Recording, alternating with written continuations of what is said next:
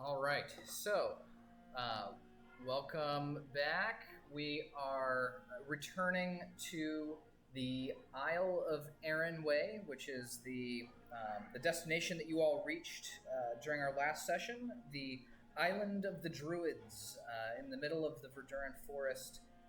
You all landed, and although you were nearly turned away at the doorstep of the island on its beaches, a chance notice of the sword at Oliander, your fairy companion's hip, seemed to unlock your group's opportunity to enter this sanctuary that is usually very tightly kept, right? High security.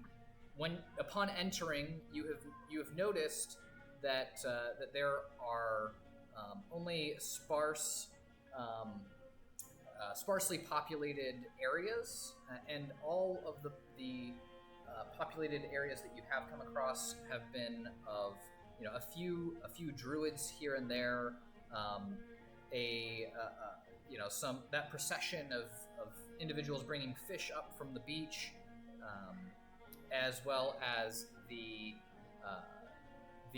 sort of bumbling, plant-like, small humanoid-esque creatures that many of you had never seen before. I think perhaps maybe Shibello, definitely Oliander would have noticed and recognized these leshies as what they are. But regardless, you all ventured around.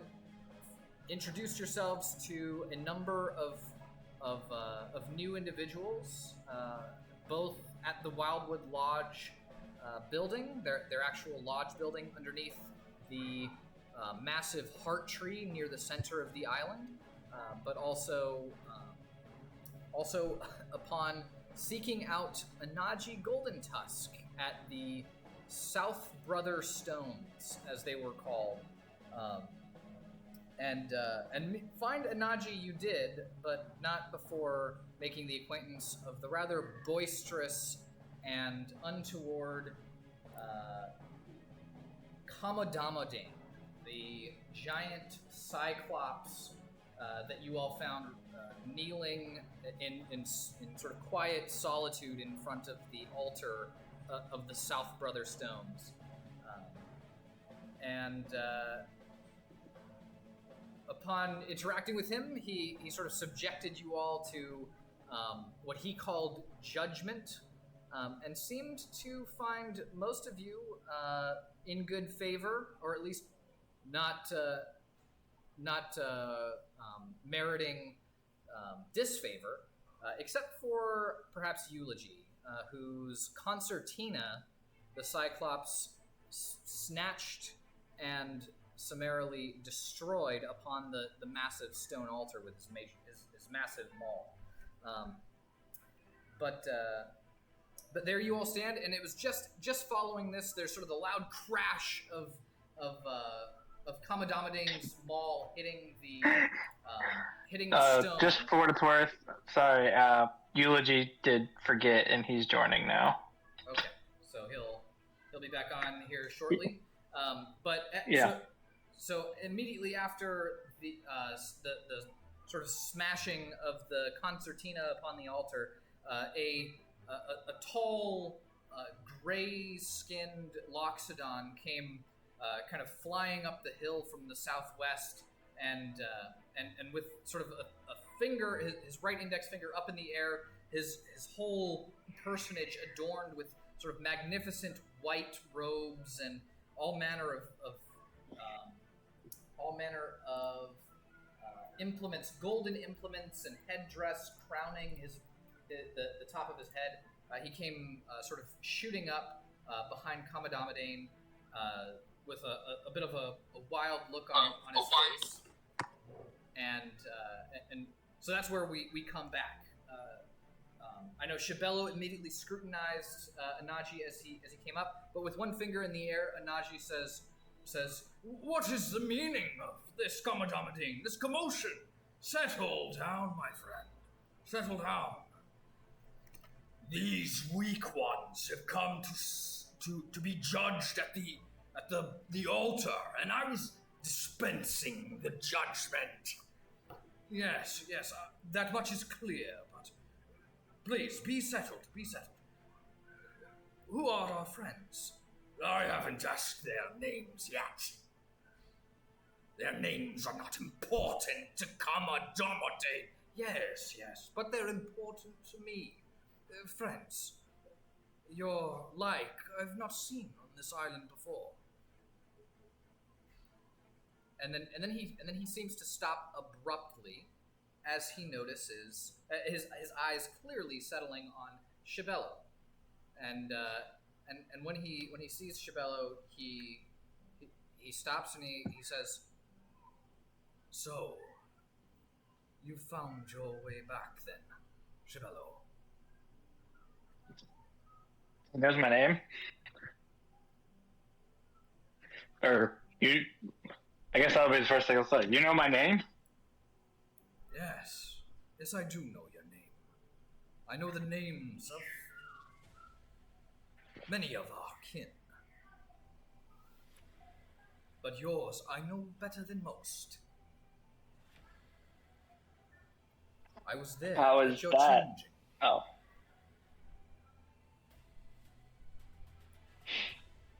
What'd he say? I was there at your changing. You were there? Yes. What even? I have so many questions. I don't even know why I was changed, really. Other than that, it was just by the touch of Gazra. And I never even. It was, and the god's favor does not fall lightly on anyone. You, my friend, were chosen for reasons that not even I can speculate, but for a purpose that I will tell you in due time. At the right hour, you and I shall spend some time. But you are not here alone, I see. You've brought friends. Yes, that I have. These are my companions that I was kind of just led to. Some new, some old. And we came here seeking answers, and I came here seeking you. I'd heard whispers of your being up north, and so here I am. Then you found me. You found me, and a joyous occasion that is. But you said you came with other questions or problems. Yeah. Is this a great place to talk, or should we go somewhere to sit and talk? And Anaji looks around and he says, "Under the auspices of the world soul is as good a place as any, I think. But if you mean present company." Then he turns around to Kamadamadain and he says, "Hopefully our friend Kamadamadain has not soured you too much by his unruliness." Unruly? No, I just go by my way. Yes, Kamadamadain, he has a very sure sense of his way. But, Kamadamadain, please, I'd like you to meet my friend Shibello, and who else? Oh, this is Ulfgar and Eulogy and Virgil and Oliander and Sagan. And he gestures to all the different people. Hello.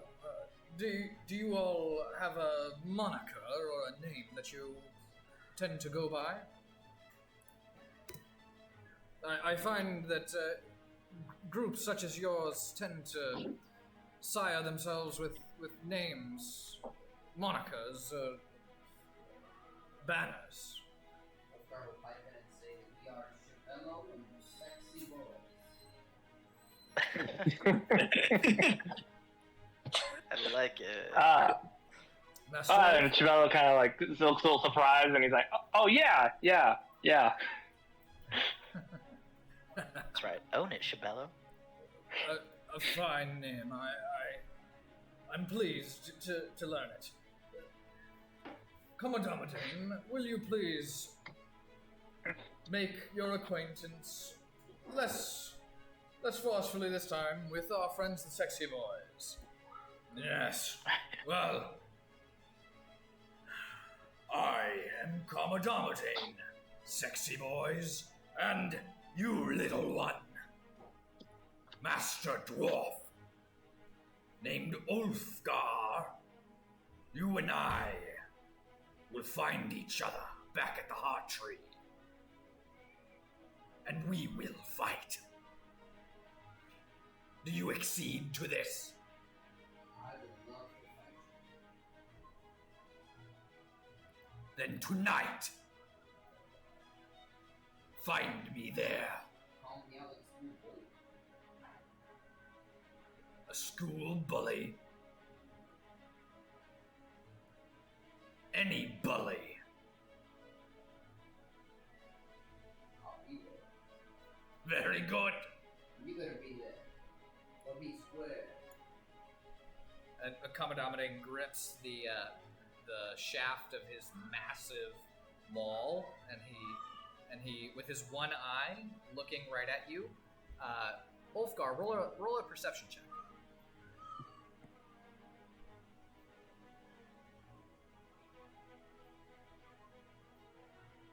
And in fact, anyone else with proficiency in perception can go ahead and roll as well. That's me. Do I see it? I don't have it up. Oh, that's not good. I'm not in Foundry yet, but I got a 17 in the log if it came through. So I see. I saw it in the logs, so I see it's Ulfgar, you true. got a 9. Okay, got it. Alright. So Shibello, a little bit low for you. Eulogy, I see yours. Alright.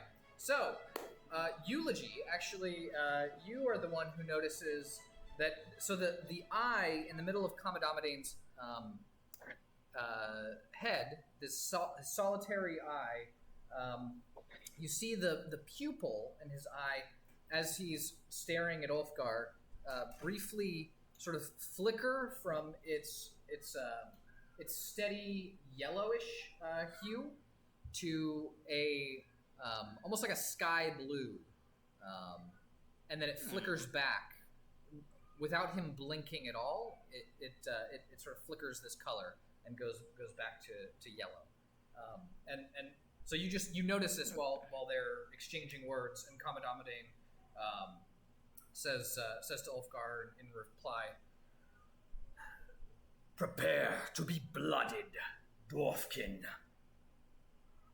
against a real giant, like your ancestors have never encountered before. And with that kind of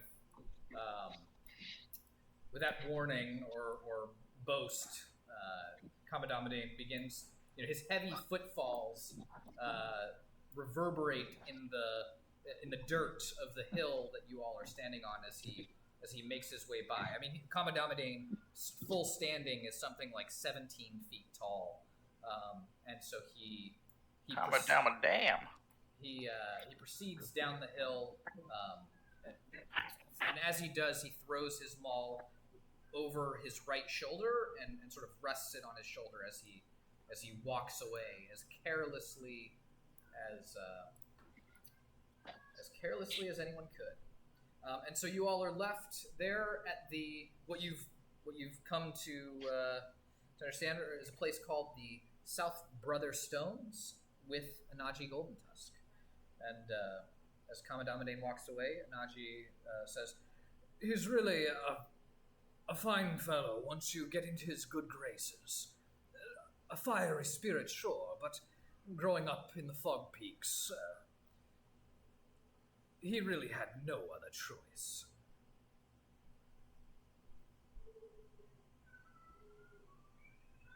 Yes. He's ingratiated himself well. I believe he is doing just as well as anyone could expect of him. Oh, and better. He styles himself the king of the giants. And he lives up to the moniker. Well, he has a band of ogres and trolls and other of his kin who are not permitted to make their way to land on the island. But they form a rather formidable force in the northern Verduran forest. That is for sure. Ulfgar, if you can win over his respect, it might be a strong ally to gain. Yes, and I'll gain it by handing him his own ass. I don't think he'd like it any other way. Sometimes you win people over with a hand on the ass, but does not seem to be his style. And Ulfgar, for a brief moment while you two were talking, I thought I noticed Kamadamadan. I don't know. Did he try to entrance you or charm you or something like that? Did you see the weirdness with his eyeball? I didn't personally notice anything like that, but I don't really tend to pay attention to that sort of thing. Magic is for weenies. I guess that's fair enough. So at this discussion, Anaji chimes in and he says, You caught glimpse of his magic eye. He's quite gifted, that Cyclops. He can see magic. He can see it? Was he doing a scan of Ulfgar to be like, where's all the tricksiness? Yes, he's quite adept at assessing his potential foes. I see. I'm only surprised that he was not blinded by the sheer magical energy concentrated in Ulfgar's pants. I mean, I would have expected him to be taken aback. But I guess he is king of the giants, right? So maybe that's more standard where he's from. Anyway. Oh, Anaji. Yes. We have so much to ask you. I don't even really know where to begin. I guess, have you heard of the blight in the South Verduran forest? Yes, word has reached me of this blight. I am troubled by it, and I worry some that the loggers have been forced ever further north in search of wood befitting their standards. Wood that has because of the blight. increasingly scarce in the southern Verduran reaches. That makes sense. Interesting. So yes, to answer your question directly, yes, I am aware. Well, we're very keenly aware, and we kind of have an idea of what started it, but don't really know much about how to stop it. I don't know how detailed of it you know. I don't know much, to be honest. I know of the state of the woods being rather transfigured but I've not made my way down there just yet. I was spending some time up near Bellis,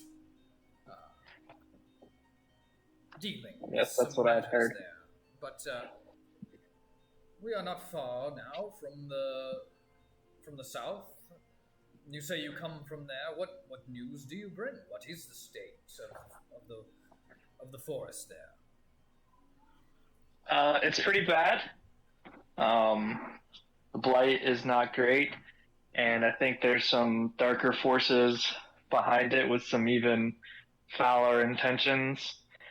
One of the things that I was wanting to know, and it's just some names that we heard that I feel like I've heard in history, but can't quite place where, are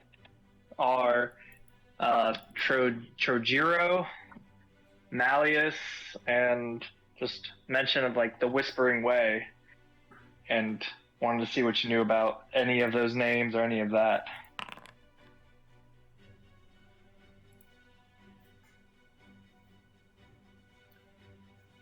Give me 1 second.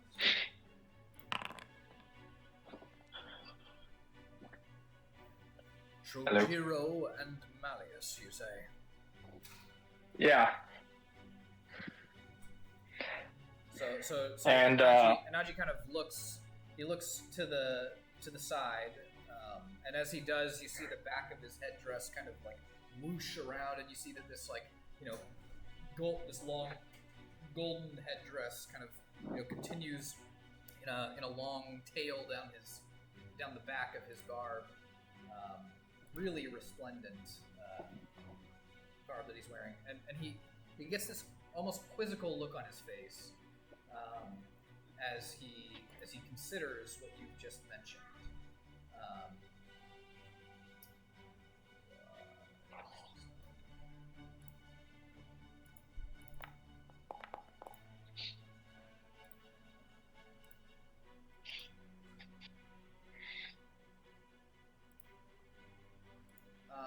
And as he seems to think about this, he turns back in your direction and he says, yes, I do recall both Malleus and Trojiro.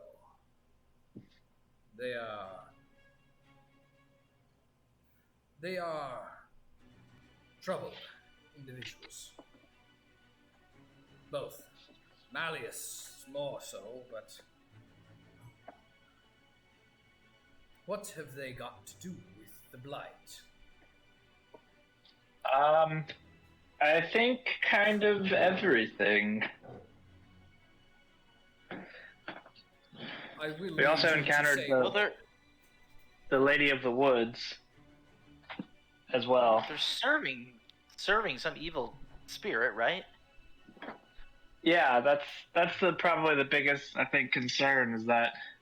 So, and I guess Shibello will kind of, without wasting breath on everything that we already all know, explain kind of what happened with Villery as far as how we initially killed her and how she was building an alchemical store to destroy Sonnetron for the wrongful death of her mother, and then how we found her body in a womb-like state in a waypoint, and that it seemed like she was almost like a vessel for this evil spirit that when we killed her was released and then possessed me, and then all of a sudden just left me, but not before I had this very vivid and dream of I was the spirit speaking a language that I didn't recognize, and the rune stones as well as the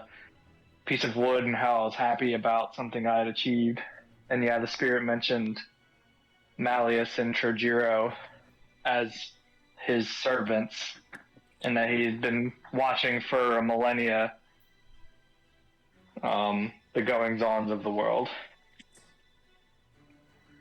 So Anaji kind of, he seems deep in contemplation as you describe this all to him, and after you finish your sort of tale of your exploits and interactions with not only the Blight but also this dark spirit, Anaji sort of scans all of you, the six of you, and he says, "Do you have any idea what it is that you've stumbled yourselves into?" Something bad, but not quite, I don't think. That's kind of what I was hoping maybe someone like you could tell us. I will tell you, and I will tell you true. So listen closely. There are dark forces, unlike any you have, I'm sure, seen. A millennia ago, a deranged tyrant named Tar-Baphon ravaged the northern Verdurn, or ravaged the northern reaches of Avestan with his armies of undead and orcs. They cut through wide swaths of the Taldan civilization that had sprung up in the north. And they were only stopped by the intervention of brave heroes. I fear that the tale you've told me suggests that now is another time for heroes. That spirit you say you encountered, the way you describe it. Malleus was a powerful vampire general of Tar-Baphon, the Whispering Tyrant, in those ages past. Is himself long forgotten to the people, but not to these woods, not to the black wood trees that remember all. No, I believe there are ent folk that we will need to inquire about this with, to really know the matter. As for Trojiro I know well. He and I were once good friends, but he found himself drawn too much to the and Anaji kind of seems to gauge and sort of scan your group once again before sort of seeming to back off of what he was saying. He says he got into areas of research, call it, or something else, but he went looking for things that were better left alone. And he came out a different man, a changed man, bent on sorrow, bent on destruction. No matter what I could say to him, he was bent toward the path of destruction. So you say he is at the center of this blight. Well, then it seems my friend and I will have a chance to speak once again. What part do you all see yourselves playing in this matter? You, young lord of Saint-Etraine. You, Lord Ulfgar of the Hills.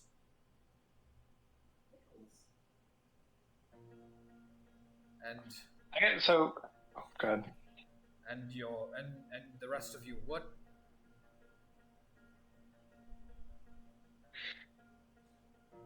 more is there for you in this matter?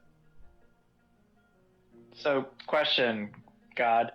Is Tarbafon and, like, the Whispering Tyrant and all that, like, is that well enough known that once he said who that it probably was, that'd be like, oh shit, like, really bad guy, or just, like, we're going off kind of like what his word is?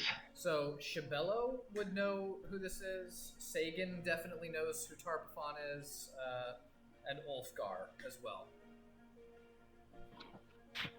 The rest So of I guess that, like, that mention, Shibello's eyes will go, like, super big and just be like, that's who it was? The spirit of Tarbafon, the great Lich Lord? He killed a god. And he looks at everyone and he's just like, that's bad. It's not good, that's for sure. But this is my best guess, given the clues that you have presented, Shibello and friends. There is yet more that we must do to understand the nature of this disturbance. Now, you say that you found this Vilry at the center of a heart tree in the southern Verdurine. We should venture there and see what we can do to restore it. See if we can't stamp down this blight. Do you think we should use Vilry's body as a hope? I am no expert in the ways of the Dark One, or of necromancy more generally. I've seen firsthand the rebirth of some, and he looks over at Shibello. But the foul magics of necromancy played no part in those matters.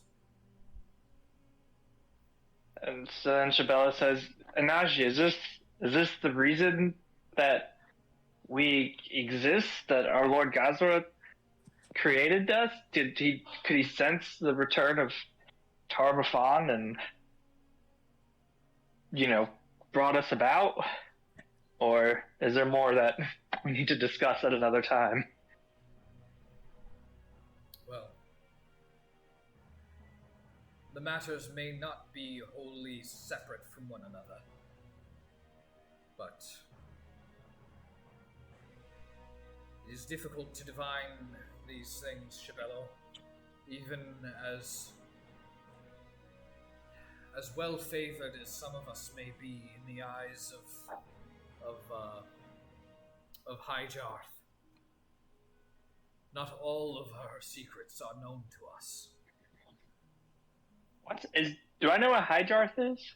Like Shibello? No, Shibello might not have heard that term before, no. Well, I had heard it in the prophecy, that's why I'm asking, I guess, if I knew what that was from it, or if that's kind of like... Yeah, roll a religion check with disadvantage. Alright. This is probably not gonna go well. Oh, I hate disadvantage. Yeah, so no, you don't really recognize that term. So I guess Shibello will say when he hears it, he'll ask. Wait, High Jarth, I heard that before in a prophecy that was given to us by the Lady of the Wood. What is that? High Jarth. That is one of the names of our goddess. Oh. High Jarth. She goes by by a number of names. I suppose you may not have heard them all. Well, The she is a wind number of and the things, waves. so... The wind and the waves. Iazom, the Sky Father. Hyjarth and Torithia. She who guides the wind and the waves. And Gosra. She is all of these. They are all her.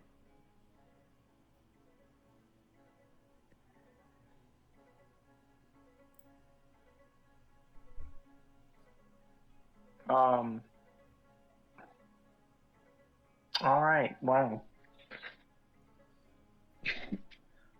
Well, You I mean- earlier asked what we see our role being, and I definitely think we are on par with God Slayers. So I mean, I'm here for it.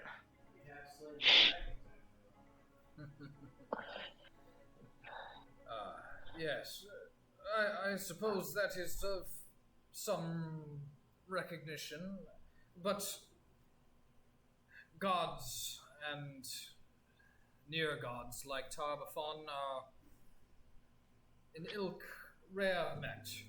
But I tell you now, you find yourselves lucky that you will have a chance to test your mettle against a god.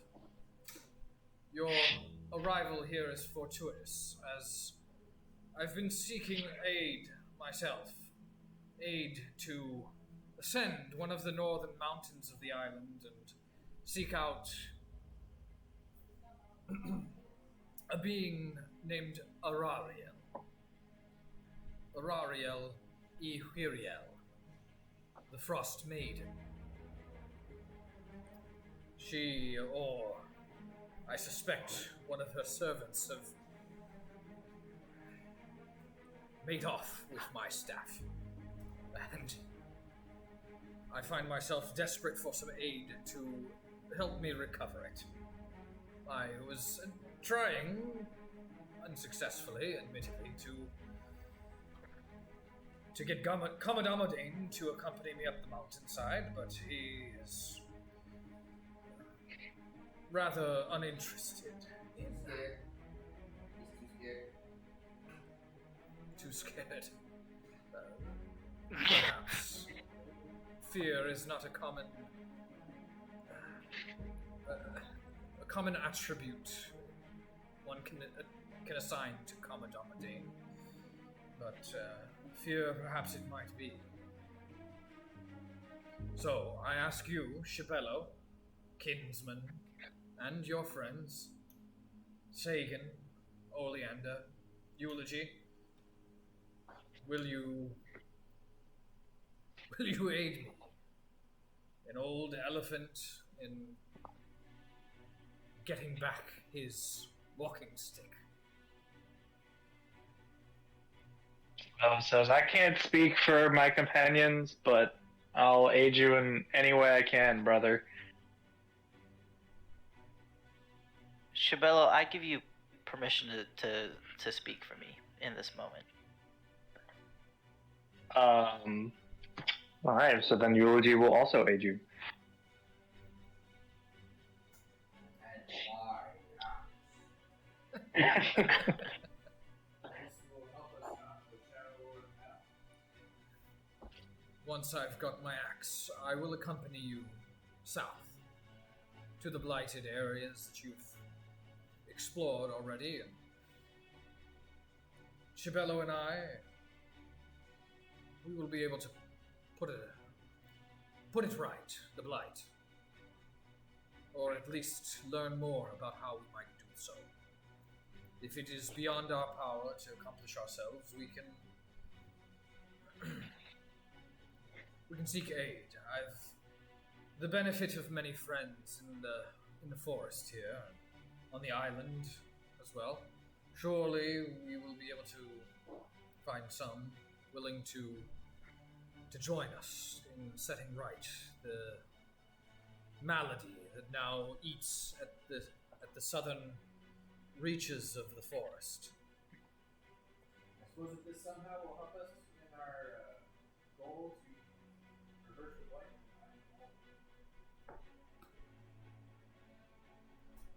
So may shed light into more on the goings on of Tarbafon, and that should be the utmost concern of all living creatures on this continent. Sagan speaks up and says, I am open to this mission, this quest, but I'm also deeply invested in Ulfgar fighting Kamodamo Dane, and would like to ensure that he gets the opportunity to poke out his one magical eye and give it to me. Yes. It's important to keep these revelries in the forefront of our minds as we stare down the potential for these dark happenings. I appreciate that, Sagan.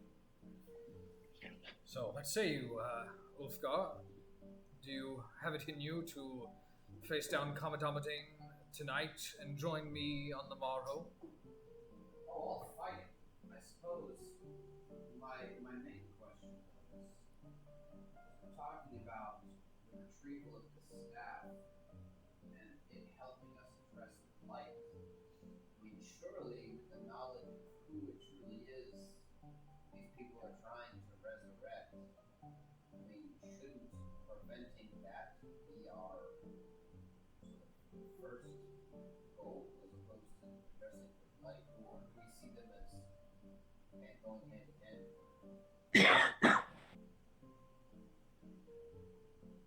And it seems like they might be a level of hand in hand, given that the blight and that was like,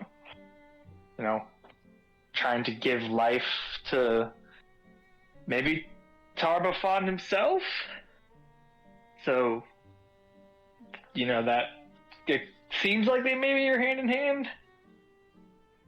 Like, from what I can tell, it seems like the whole purpose of the blight was just to resurrect Tarbafon. The Whispering Tyrant has long been held in his prison, Gallowspire, in Ustalav, and over the millennia has been held there under guard and under the power of 3 protective sigils, crafted upon the hour after his first defeat. If the Dark Lord is finding some way to circumvent these protective wards, then yes, this should be a paramount concern, and it seems that the closest channel is through that heart tree, if that's where Vilry's body was. And I suppose we should also notify the people who have him under guard to be like, hey, you're fired? Is there a way for us to be able to communicate with the Gallowspire? Or those at the Gallowspire? Would we that we had knowledge of individuals there? I unfortunately find myself bereft of friends in Last Watch. The Knights of Ozem, I believe they are called. But do any of you all know of any of their members, the Knights of Ozem? So that sounds familiar.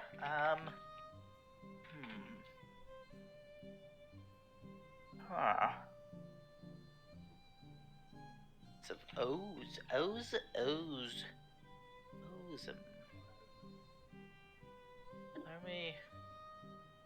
Everybody go ahead and roll a wisdom check. Except for I'm Sagan. good at that. Except for Sagan. I will take my +0 and try. Oh, Yep. shit. said wisdom check, right? See, 13. Ulfgar. Oh yeah, I love it. I'm rolling great tonight. Okay, well, luckily, your friends Eulogy and Ulfgar and Oliander, the three of you reflect back on the people that you've met, and Oliander, you know of an individual by the name of Remillard Castle. What's his name? Calrissian? No. What's his name? Oh shoot. Kastner. Remillard Kastner. And Eulogy, and so Remillard Kastner is a duke that you have heard tell of. You've never met him, but you've heard tell of him. Oliander. And Eulogy and Ulfgar, you two remember from your interactions with Sir Loren Krent that he mentioned that he made his journey south from Lastwall. Right. And that's where he was sort of fleeing his what he believed was a dishonorable defeat at the hands of some orcs while on patrol with the last the Knights of Ozem in Ustalav. So anyway, so you all recall that. Wouldn't be that far. Say that again? Said it wouldn't be that far for us to journey that way, I guess, in the grand scheme of things. But perhaps after retrieving the staff and investigating the blight. It wouldn't be far to travel where? To Lastwall. To Lastwall. Ah. Well, Eulogy may have some means of travel that I don't, but if it's a short journey. No, never mind. It sounds like if we can just if we knew a knight of Ozen or Ozark or whatever, figure out how to communicate with them.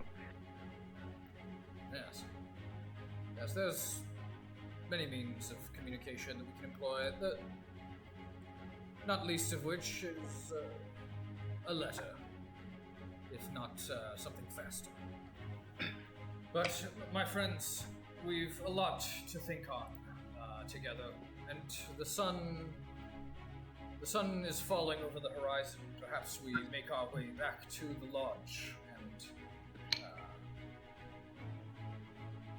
and find Kamadamade. I thought Kamadamodane was at the Heart Tree.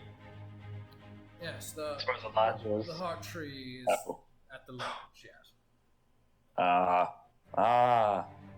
Alright, I'll come. Alright. So Anaji starts walking off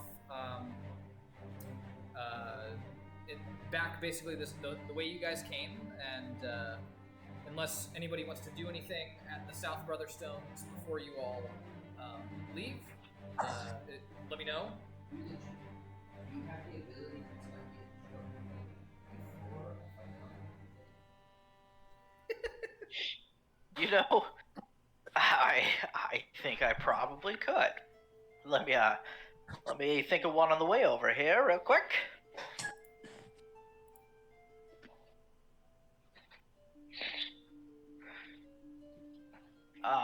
Right, and then whenever it is relevant, Eulogy is gonna say, "This is gonna be a great battle of one-eyed giants, and I think that yours is gonna come out stronger, Ulfgar." And give him bardic inspiration.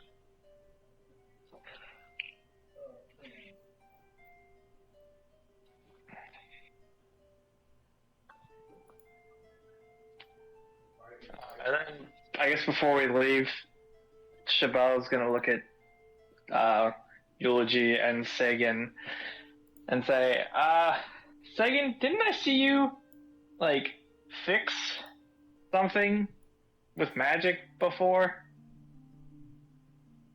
Wait, Yes, what? you have. That is one of my many talents. Maybe you could fix Eulogy's concertina. Oh, I'm sure he'd appreciate it. Would the rest of the group like for Eulogy's concertina to be resurrected?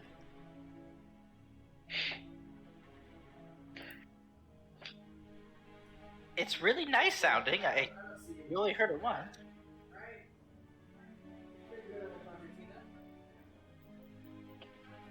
Yeah, and it'll help us in a tight spot. Okay, well, hand it over and I'll mend it.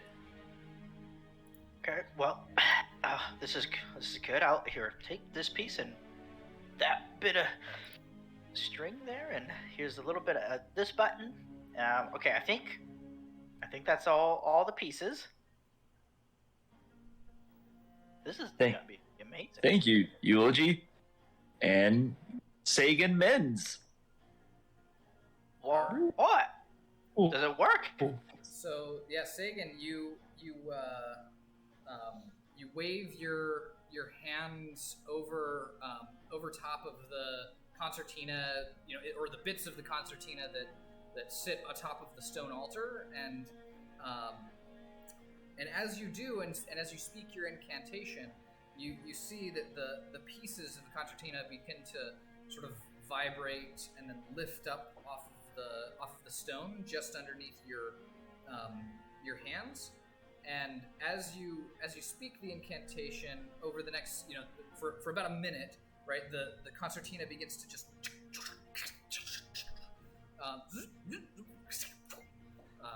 reassemble itself, and where a few bits had been sort of the central spine of the concertina had been shattered, they sort of lace back together. All the little keys on either side of the handholds kind of magically back into place, and by the time you finish casting your spell, sitting atop the stone altar is a fully reassembled concertina. Oh. You don't have to tell me more than never. Oh, this is great, Sagan. I don't know how to repay you other than the literal value that it's worth, which I will not pay you that. There will come a time in which I ask you for a favor. Oh. Well, all right. Yeah, okay. All right, you got it. Thank you. I'm really glad you stopped your studies. Maybe you're not quite as hoity-toity as some of the other toits have been hoited back in your particular college. Thank you. You're welcome. I had a quick question. Is there anything? I know we're at like an altar. Is there any kind of anything special about this particular altar that I may have missed in a description in our previous session? So you kind of want to investigate the altar a little bit to see what you can pick up on? Yes. Okay. Go ahead and roll either an Arcana check or a Religion check, whichever you prefer. Okay. Oh. Okay.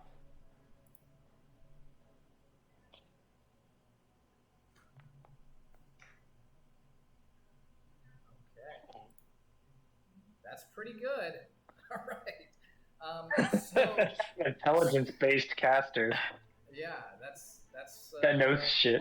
One of the benefits of having this around. Yeah. I do know the many mysteries of the multiverse. Yes, and this mystery of the multiverse, you realize that you are standing at a place that, yes, while you were at the College of Mysteries in Absalom as a young student, you did have to take a course on the essentials of primal magic, and in that course was one of your required readings was a manuscript written by a fella named Castravel Ilzatari, and in his treatise, he speculated on the powerful primal magic essence that exists on the Isle of Erinway, unlike anywhere else in the known world, and much speculation in that treatise rested around conjecture related to the Brother Stones. The Brother Stones are thought to be connected to a primal or a primordial myth, origin myth of the Isle of Erinway that has something to do with an entity or a group of entities.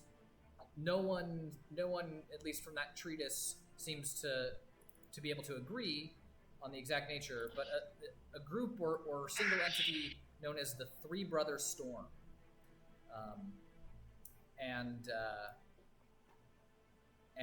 So there's speculation that the unchecked life and creation, sort of primal magic well of Erinway, is either maintained to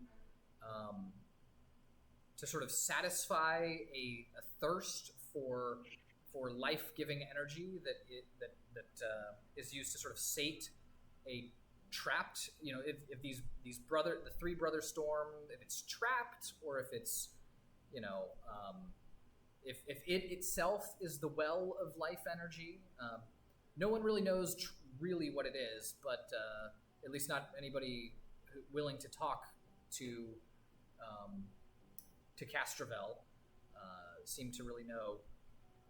But there definitely seems to be something about the Brother Stones that is related. And so you recall that there are 3 groups of standing stones that are referred to as Brother Stones on the Isle of Erinway. There's the South Brother Stones, the Central Brother Stones, and the North Brother Stones. Mm-hmm. And each set of Brother Stones, you just rolled really well on your Arcana check, so that's why you're getting all this detail. The Central Brother Stones have a geyser that sort of continually erupts at their center. The South Brother Stones have this massive stone altar, and the North Brother Stones have a cenotaph, a large obelisk with writing that is written in an unknown language. And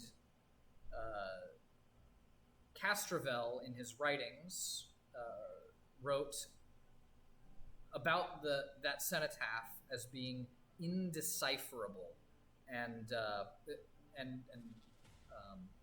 he included a sort of sidebar on his own experience trying to study that cenotaph and how it drove him to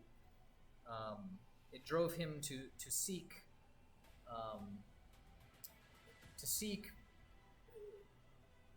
aid from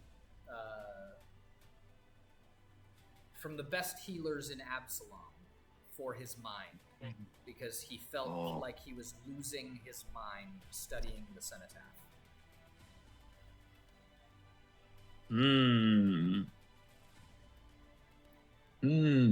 So that's what you do. You realize that you're standing at the Brother Stones here, and all of this sort of previous study floods back to memory. Can I ask a question about additional study, or am I allowed to do that? Yeah. Sure. Would I know if it's possible for, say, Commodore Dane to channel the power of the Brother Stones? no one, at least not from Castrovel's treatise. He did not know what the purpose of the Brotherstones truly was. Just that their existence is believed to be tied to this Three Brother Storms myth. Okay. Thank you, God. Mm-hmm. Group, I have gotten the information that I needed. I've enjoyed my time here. I suppose it's time to go to the lodge. All right. We go. All right. So you guys begin to make your way back through the paths across the Isle of Arrenway back toward the central heart tree and lodge, and it takes you guys. Let's see. How far is it? It's not close, that's for sure. Yeah, so about 5 miles of travel is going to take you maybe an hour and a half. So by the time you all arrive, the sun has set and the moon rises over the night sky, and it is in the glow of torchlight that you all return to the lodge, and there you have no difficulty whatsoever in finding Kamadamadane. In fact, he seems to have whipped up a little bit of an audience to bear witness to his bout with what you guys hear on the lips of the small crowd of leshies, right? These diminutive little plant creatures, a few centaurs in the audience, a few simply garbed, maybe druids, humanoids of elven, and actually there's a couple of dwarven druids here as well as interestingly enough, a massive tortoise seems to be looking on with the crowd, and on its back sit just a bunch of those very short leshy creatures, and they seem to have found their way up there to try and get it, see over the taller onlookers. But this whole crowd is kind of looking on, and they're gathered around a small sort of walled off area. Small, I mean, it's maybe about 100 feet by 100 in area, and all in the middle of this walled off area. The wall itself being only 3 feet high, crumbling stone walls.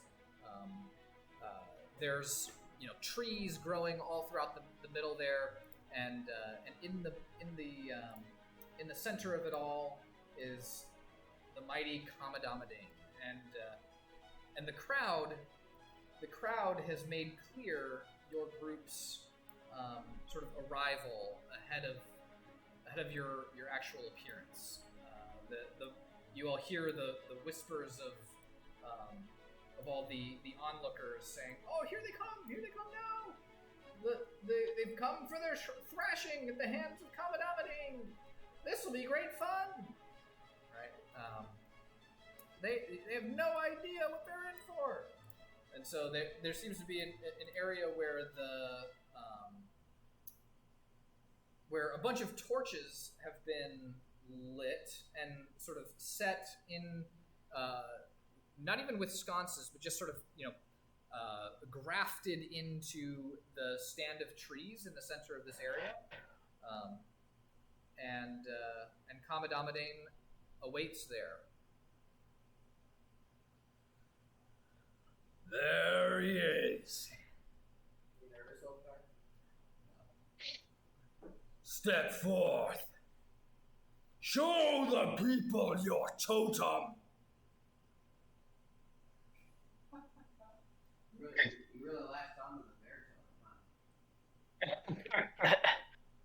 The totem is exactly why I want to fight you, little one. The totem is that of a mighty warrior carrying with him the strength and resilience of the hardiest bears. Are you bearing that spirit in your bones? I am. So I got the totem. Yes, he bears the bear spirit. and the crowd goes, woo, yeah, woo, bear spirit. He's on a journey. You hear sort of like, he's on a journey, right, from some people in the crowd. So, bear spirit, come test yourself against the might of Kamadamodane.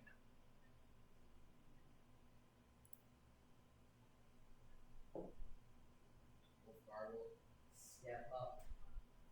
Before he goes, Shibello will put his shoulder or his hand on his shoulder and say, "You got this, Ulfgar. We're here and we believe in you."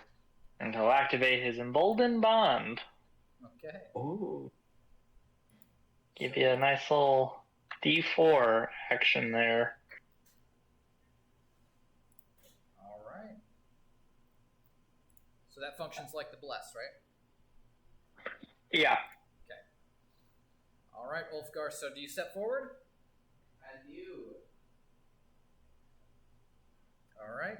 So stepping forward, it's Kamadamodane and Ulfgar mano a mano, the 4'7" dwarf against the 17-foot tall Cyclops warlord, and as you step forth, there's plenty of space here. I don't want to assume how close you get before squaring off with him.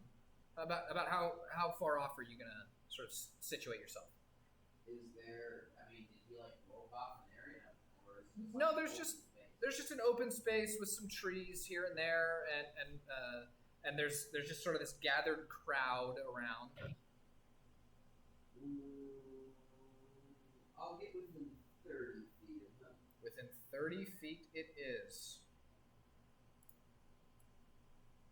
All right, and so the only thing between you two, when you move within 30 feet, is a fallen tree that lies on its side, and Kamadamodane, realizing this, he steps forward and he just puts a hand up in your direction as though signaling you to wait, and he, with one hand, he grasps the trunk of this fallen tree, and he lifts it up off of the ground and sets it down out of the way, and he says, Now you won't trip over yourself.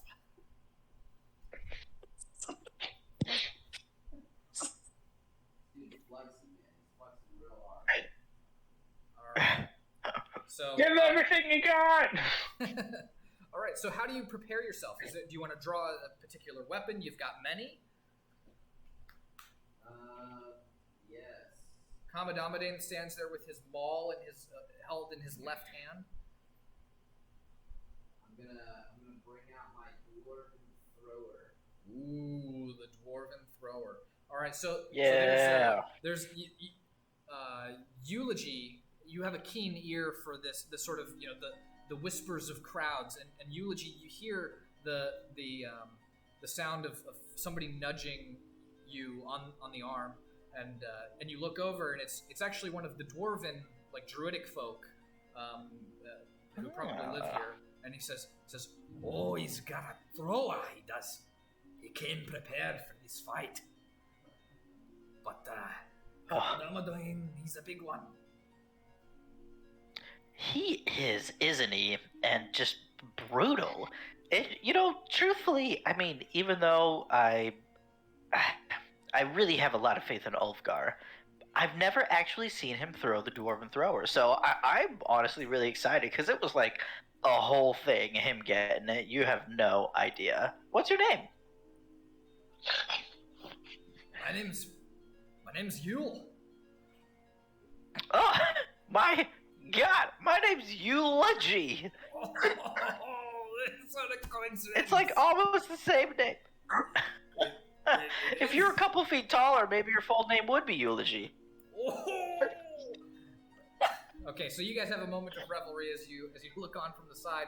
Ulfgar, unless you have any other explicit preparations you want to make, it's time to roll initiative, my friend.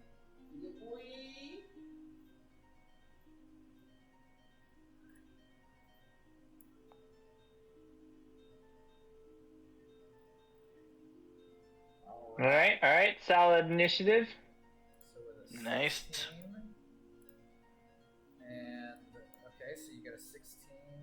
Rama's gonna roll those. Eulogy will seek out other people holding instruments and try to strike up atmospheric music collaboratively with them. All right, I like it.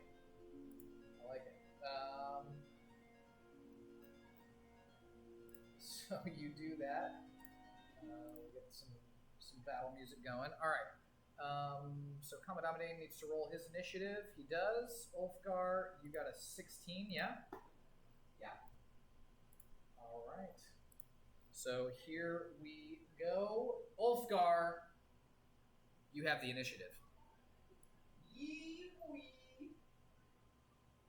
Ulfgar is going to approach 10 feet to get within 20 feet. Before you do, you actually need to roll a wisdom saving throw.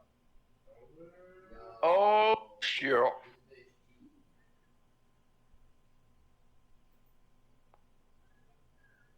Ooh, what a great roll! Ooh, Oh, nice. And you Good succeed. job. And you succeed. So you look up, and you see Kamadamade. He's like flexing his muscles, and his arms just like ripple with the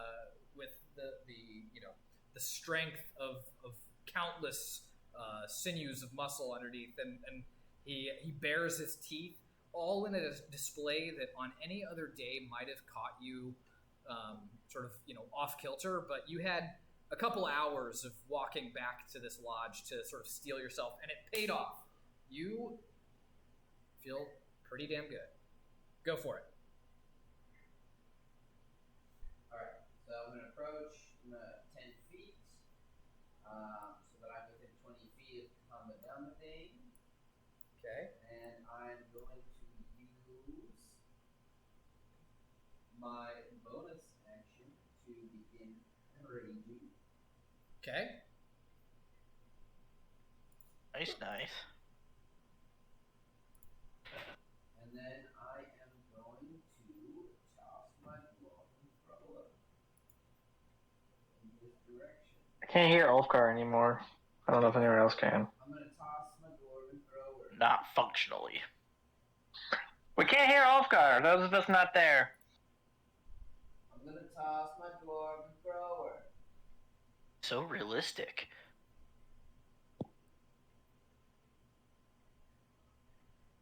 Whoa. All right. With a 22, he's pretty big. You're gonna hit him.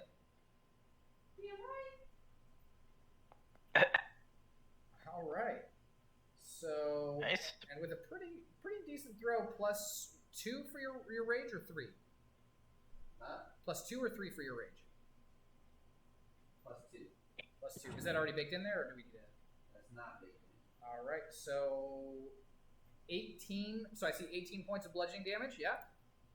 Si, senor. But also, because he is a giant, he takes an additional 2d8 damage from my thrower. Heyo, go ahead and roll it. So I'm gonna roll that right now.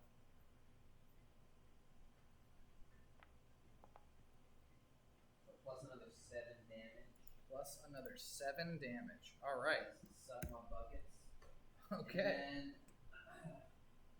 then, immediately as the dwarven thrower returns to my hand magically, I'm going to throw it again.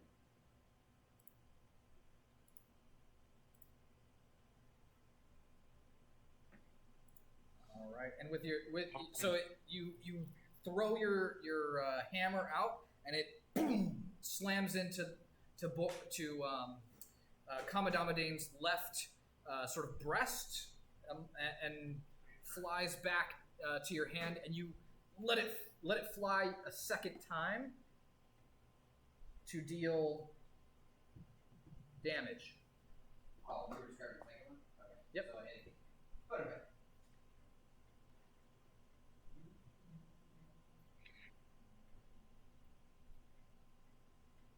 All right. For, I see 11 plus 2, so 13 plus the 2d8s, plus another 9, so a total of 22 points of damage. Nice. All right. That's a solid round. That is a solid round. All right, Ulfgar. So two attacks in. And that's my turn. That's his turn. All right. So at the end of your turn,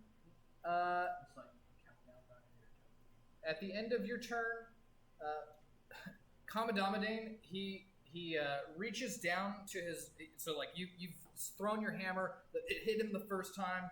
He didn't seem to flinch much. You threw it the second time. It hit him right in the same spot, and you see that bare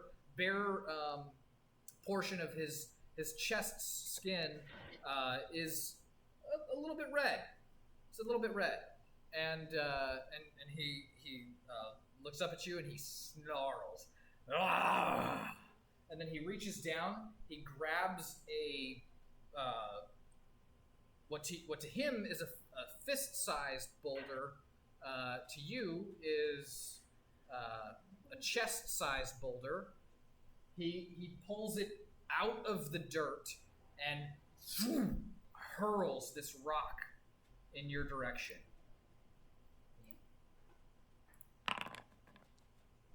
And you are plenty in range with a 24 to hit. That hits me. All right, and so that you get pelted by this rock for 29 points of bludgeoning damage. Ow. Hoo-hoo. Good thing you're raging. But it's cut in half.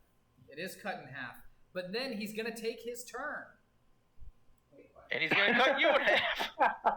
and he's gonna rush right at you. And as he does, he's just gonna throw his maul on the ground behind him, and he's gonna come up to you, and he's going to make several attacks.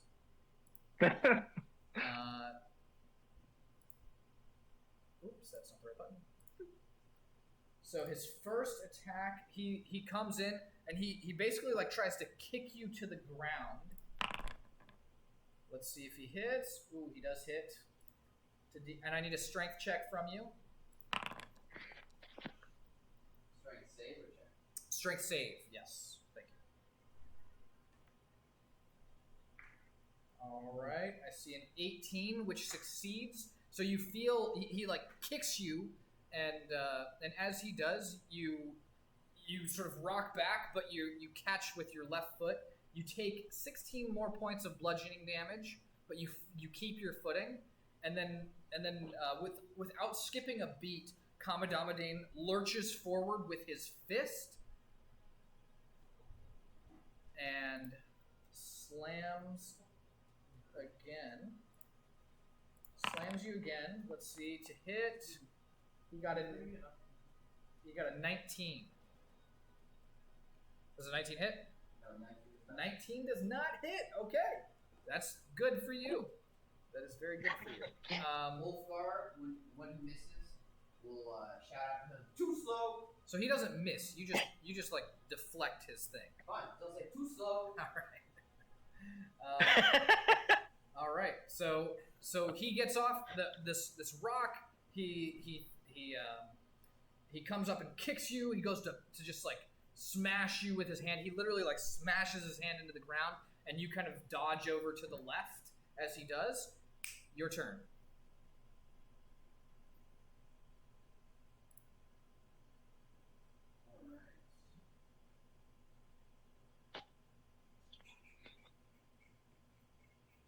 Ulfgar, now that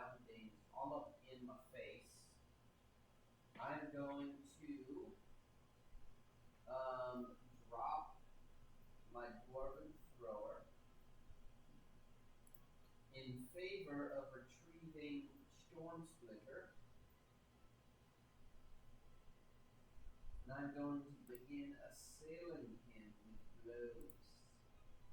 Vicious, ferocious blows. Also, I turned on the Bulgarian right now, so it should be counting again. Yep. All right. With a 16 is a hit. Oh, damn. This guy's easy to hit. Yes, he is. He's very big. Nice. Alright, so I'll roll my damage.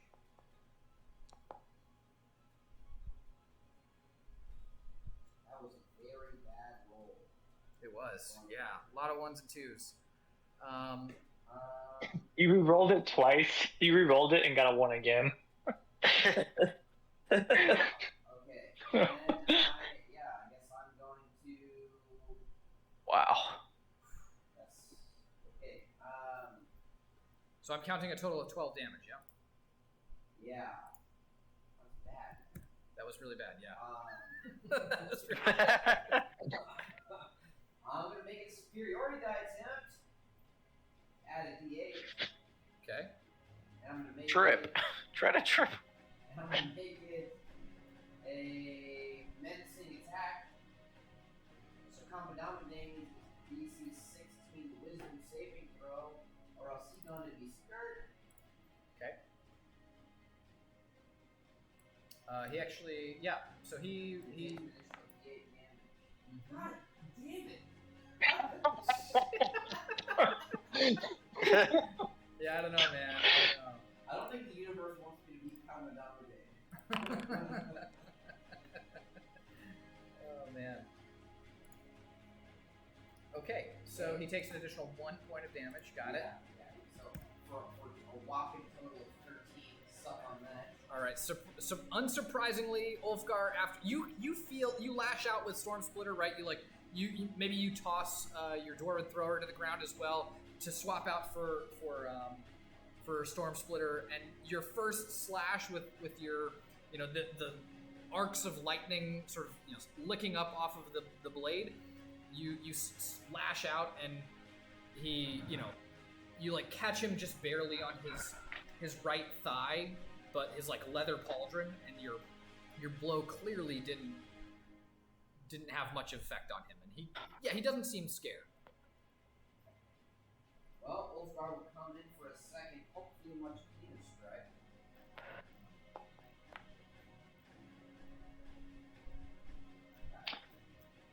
All right, with a 12, you don't hit him. I'm gonna add my You grab him, Bolden add my D4 for Golden Bond.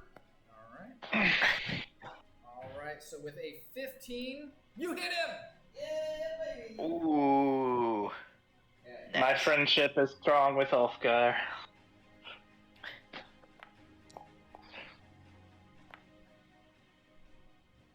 All All right. A bit better on this one. 21 points of damage. So you sort of also make that a menacing strike. okay. Make that a menacing strike. Go ahead and roll your superiority die.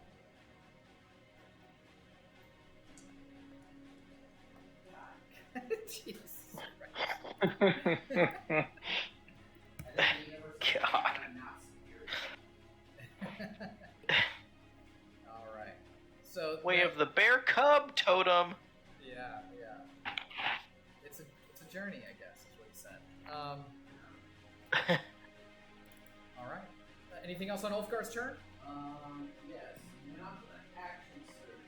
Another full attack.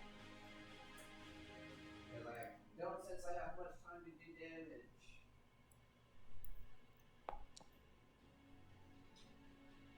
Okay. A 17 is going to hit him, so you got to hit again. Yep.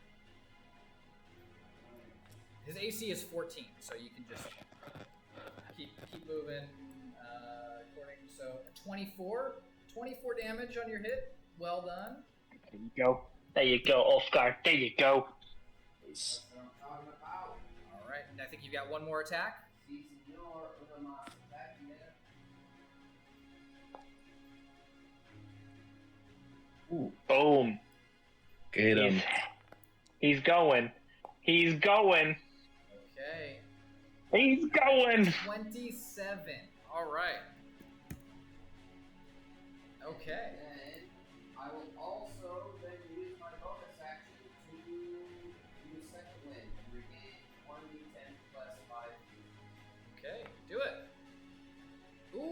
you go. Nice. There you go. That is no small amount. Nice. All right. So, you, Ulfgar, you just start, just start slashing for your life, with all the fury that your barbarian rage can muster.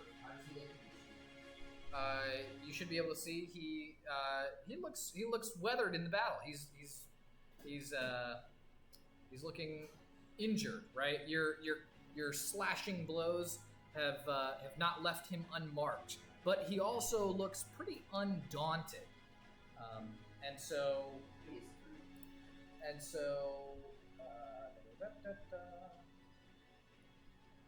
he is actually going to. So is that the end of your turn? Yes. So at the end of your turn, he is going to like step back, or sort of like step on one foot back before just like lurching forward in a move that I don't expect you were thinking he'd whip out. He basically like lunges past you, or through you is the better term. I need a dexterity saving throw. Ooh, baby. That's my dexterity. I get advantage because I can see.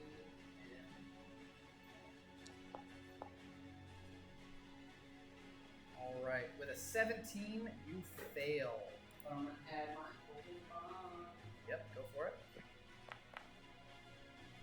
Ooh, so at a 21, you fail. God damn it. Does it stack?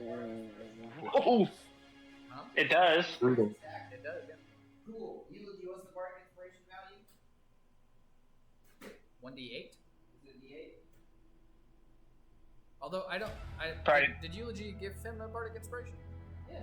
Remember before I said, hey, you Yes, it did. before I fight him? Oh, that was the bardic Yes. inspiration. Gotcha, okay. Yeah, one-eyed monster joke. Oh, Right, okay. So, yeah, with a Nice. 30, or excuse me, a 29, you succeed You on fail. your dexterity saving throw, and you expend your bardic inspiration, right? Yeah. All right. So rather than being so you it's clear to you that that Commodamine was trying to just bowl you over, but instead of bowling you over, he does push you back 5 feet, but that's about it.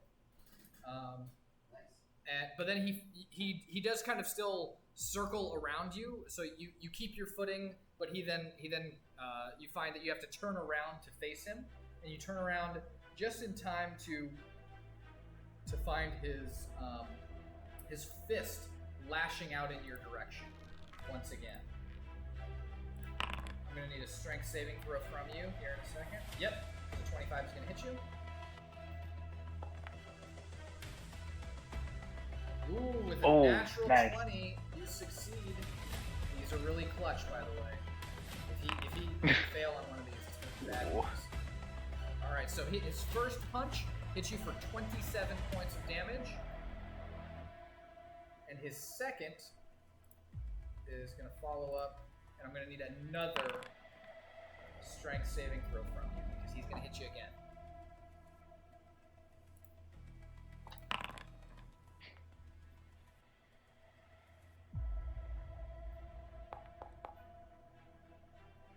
Ooh, this one not so good. I'm gonna use my inspiration. That's gonna be roll it. Your inspiration? That's a reroll of the d20, yep.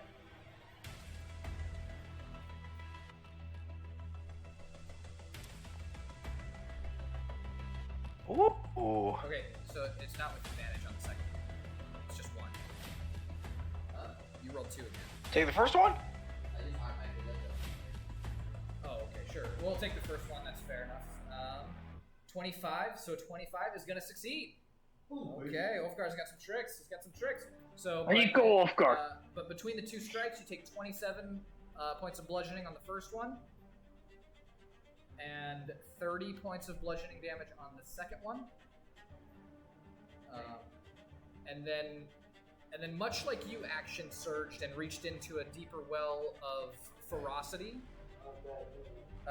You know well enough the signs to see that Kamadomadane reaches into his well of vitality and finds it in him to lash out with 2 more strikes. Ugh.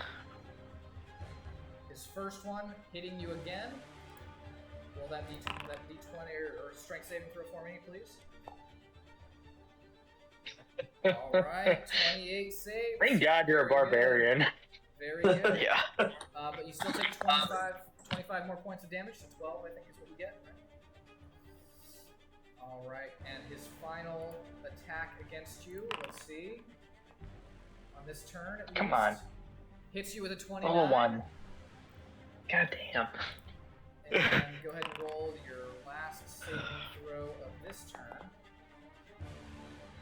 15 for a 24. My goodness. Ulfgar, with all the rage, stands up like no dwarf has ever stood up to Kamadomadane. But Yeah. you do take an additional 27 points of damage.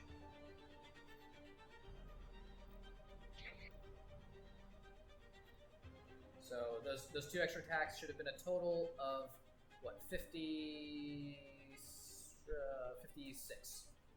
So, yeah. All right, and that'll end Kamadamadane's turn. And so as he, even before he lets off those 2 extra strikes, Kamadamadane's kind of like,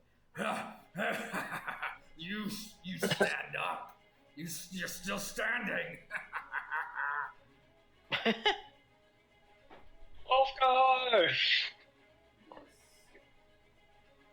My turn? It is your turn, Ulfgar! Yep. Ulfgar! Ulfgar! Ulfgar! Ulfgar! Ulfgar! Ulfgar! Poke his eye out. Forming a triangular face in front of this giant beast. He'll wipe the blood from his mouth as he looks Kamadamadaine in the eye and says, I will not yield! And then he is going to go in for another 4-round attack. Okay, go for it. Hits. Are you going? Let's see.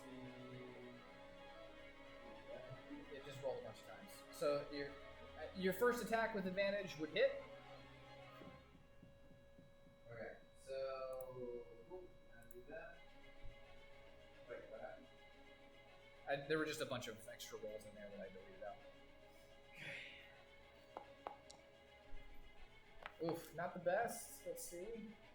Not the best. There you go. 19 on your first hit. That's not bad. Okay, and then I'm gonna add a superiority die and make it medicine strike. 2. These superiority dice are not so superior tonight. I will go in. Okay, your second attack is gonna hit. Yep. Why did it not roll over again? I don't know. I was gonna ask you the same thing. Do you want to just roll a second one right now? For this one. 15. Okay. Yeah. Either way, you hit him. Hope for a crit. Let's see. Yeah. Alright. Ooh, okay. Okay. Also, 24. superiority die. All right.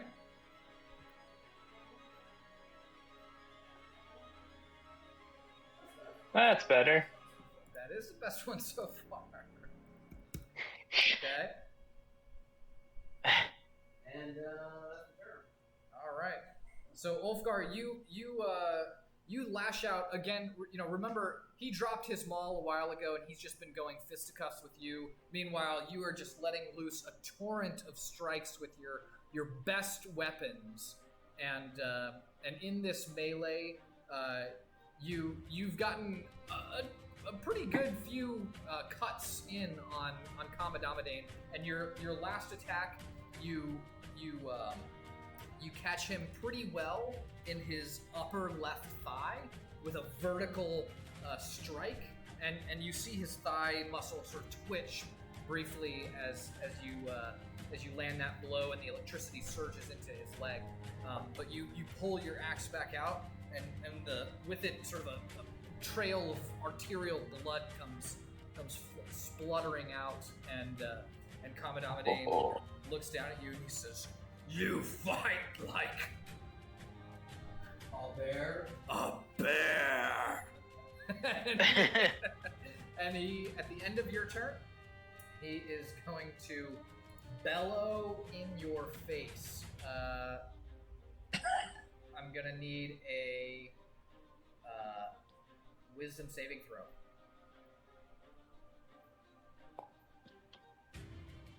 Ooh, Nice. Ulfgar, with all the fortitude of mind and will. Wow.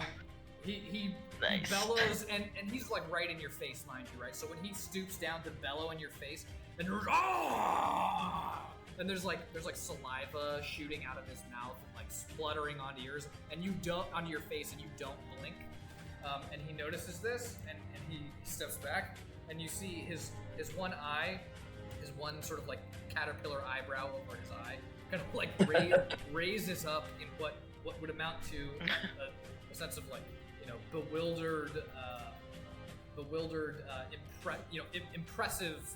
He's impressed, but his impressed view or expression doesn't stop him from following up with a grunt and a hefting of his arm to make another couple attacks at you. The first one hitting, requiring a saving throw. Keep your feet. Let's see. All right, with a 22, you keep your feet, and you take. Well, we'll see. You take 25 points of damage. 25 points of damage. I am technically still standing. All right, still standing. He has 3 hit points. Oh no!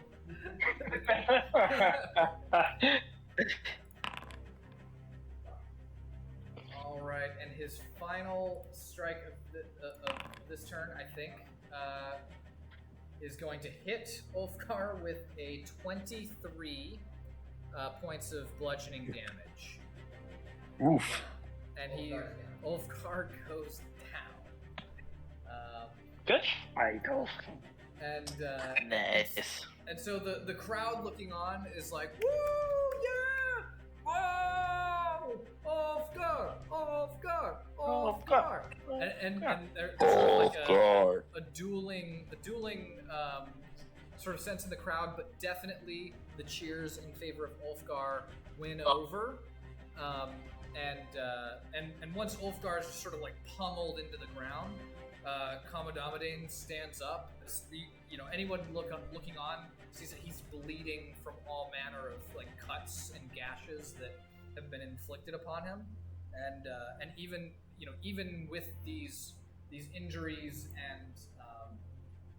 and wounds, he seems sort of undaunted, and he stands himself back up, full stature, and he just screams into the night air, and he looks down at Ulfgar, and anyone perceptive enough to notice would see his eye flash a different color, and Ulfgar, you feel this sense of vitality just like shoot up your spine, and you shoot awake again, lying there on your back, and Kamadamadein lording over your body. He reaches down and extends a hand. Ulfgar will accept his hand. So he hoists Ulfgar up to his feet. Well, actually, he hoists Ulfgar off of his feet and up, and pulls you up level with his eye and his face, and he says, "Know the fury of my big muscles."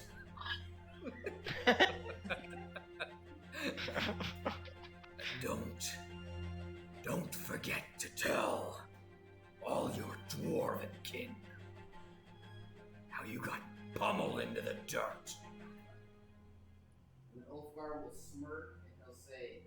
know the fury of my axe and tell all of your giant friends of the dwarf who almost beat me with. The bite of a gnat. And he sets you down, and like he's got this jovial mood, right? Like you know, and then as he sets you down, he still holding your hand. He holds your hand up. I mean, what in like a boxing match would be like holding your hand up over your head, but for him, it's like he's holding like a child's hand. But he holds your hand up to sort of like display you, and he like walks you around to like present you to the crowd, and as the crowd sort of cheers on Ulfgar, Kamadamaden speaks to you in sort of a hushed tone that likely no one else can hear, and he says to you, Ulfgar, he says, "You will face many more trials like this, but trust in your own strength. Don't ever back down."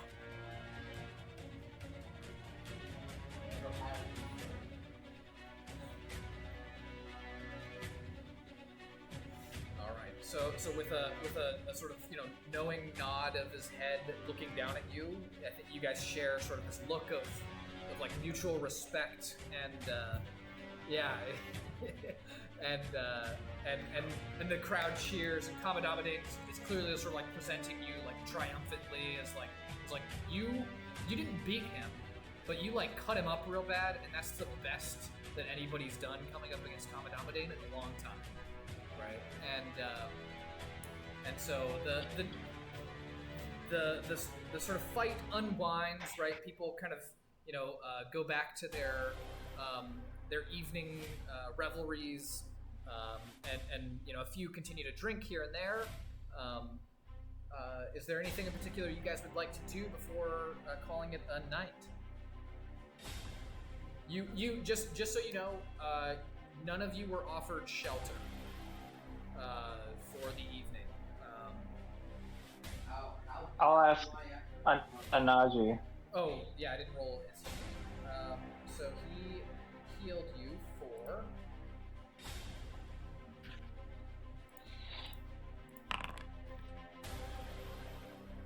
Healed you for 15 points of health.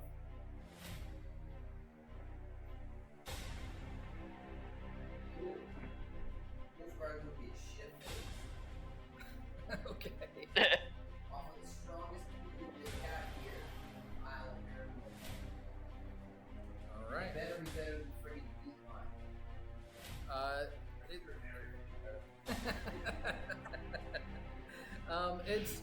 It's better than beet wine. It doesn't necessarily sate your actual taste for the High Helm heart brew that you grew up on, but it's not bad. It's not bad. Surprisingly good for a place like this in the middle of nowhere.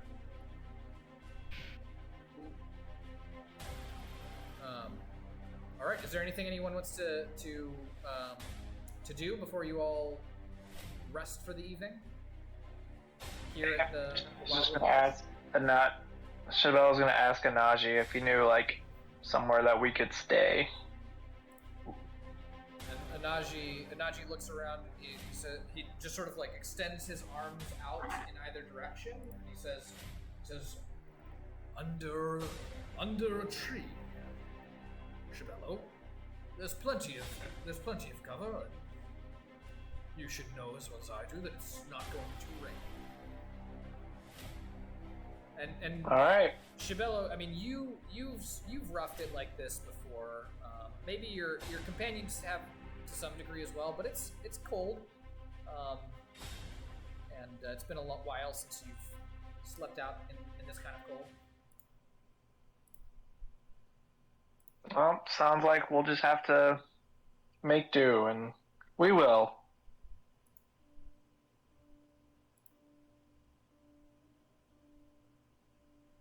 Works for Sagan. There isn't like a lodge here or anything that we could stay at, is there? a lodge with lodgings. So there are plenty of. So you look around and there are plenty of like small huts, and there is certainly the 2-story wooden lodge building, the Wildwood Lodge's building. But aside from that, there are no buildings. I don't think you guys aren't able to enter the actual lodge itself, right? Oh, I guess. Right. Well, fine. Trees it is. Trees, always trees. We can rough it on the ground. We've done this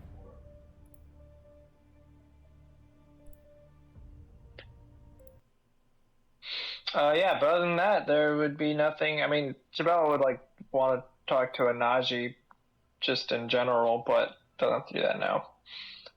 Okay. Eulogy's gonna go pee. All right. So Shibello, we'll catch up on your maybe side conversation with Anaji. Any Oliander, Sagan, Virgil? Virgil doesn't want to do anything particular. No. I was told to meet with Bast, his little hideout area. Yeah. So you saw that Bass was actually at the fight. He had been there to watch, and so you easily could have met up with him there, and he, if you want to go off with him, we can handle that as well, maybe as a sidebar interaction that we have. But he leads you, Oliander, up. He sort of before you all fly off, he turns to you and he says, "So, how are your wings feeling? They look." And so he's the first person to mention, right? He says they're looking a little underused. Yeah, and I actually still have on the corset thing, restraints, so I'll hold them on my pack and kind of show them a little bit. As soon as I got to Casimir, they fitted me with one of these and basically held my wings scrunched, and you see almost naturally the way that they rest now, just because he's used to it. He's not used to having them actually out, and so I couldn't get it off. It was magically sealed. They didn't want me to fly anywhere. And I showed the back, which probably you can still see the damage to the base of the wings from where they were. And yeah, I mean, I wore this thing for 10 years. I've been able to use my wings, but I really fell on my face many times. So when you present it, when you sort of describe what this corset was used for, he looks at you with his mismatched colored eyes, and he looks down at the corset, and he spits on it, and he says, "Why do you still carry this with you?" I don't know. Shibello was able to, get rid of the magic that kept it on, but I don't know. I kind of just kept it with me. Didn't necessarily think about it, I guess. I also have this. I'll pull out the anti-magic collar that was also affixed, and they had this, and I'll show where there's probably even still a little bit of redness on my skin just from where it had been for 10 years.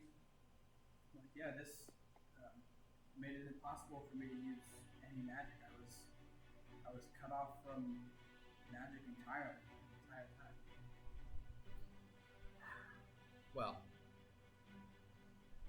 come with me. All right.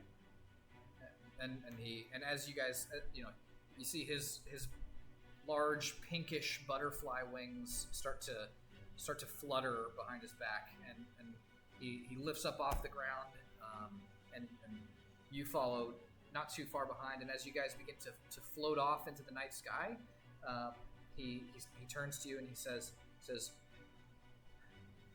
"We'll burn the corset and put the collar on one of their own bastards." Sounds great. I mean, Do you know of anybody who, I mean, honestly, I think it'd be funny to slap on the guy who kept me as a slave this whole time, but I think maybe we could put it to more use than that.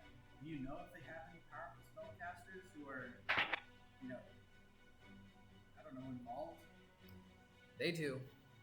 Oh, they do. Oh man, the look on their face when they try to rely on magic and just realize that they're helpless at our win. Oh man, that would be amazing. And so you as you guys are sort of flying off, you look over at Bast, and his eyes, as you guys are talking about this, his eyes seem to be like where he normally has the whites of his eyes around his blue and yellow eye, pupils. As you guys are talking about this, there's like this seeping black that seems to be taking over the whites of his eyes as you guys are talking, and as he's like clearly like riled up in the idea of exacting some kind of vengeance on the Lumber Consortium individuals who held you captive. But then as you guys sort of flight up into the canopy above, and as you do, you sort of shoot in to this open area within within the canopy, and there's a whole huts built into the leaves of the tree or the branches of the trees, walkways of wooden bridges spanning between platforms, and there's a whole kind of small community of fairies that are sort of up in the canopy here. And as you look around, you see a few faces that you vaguely recognize from your childhood. But none of them are your family. So I think definitely like Oliander with like seeing this many fairies, like he hasn't seen this many fairies in one place in a decade.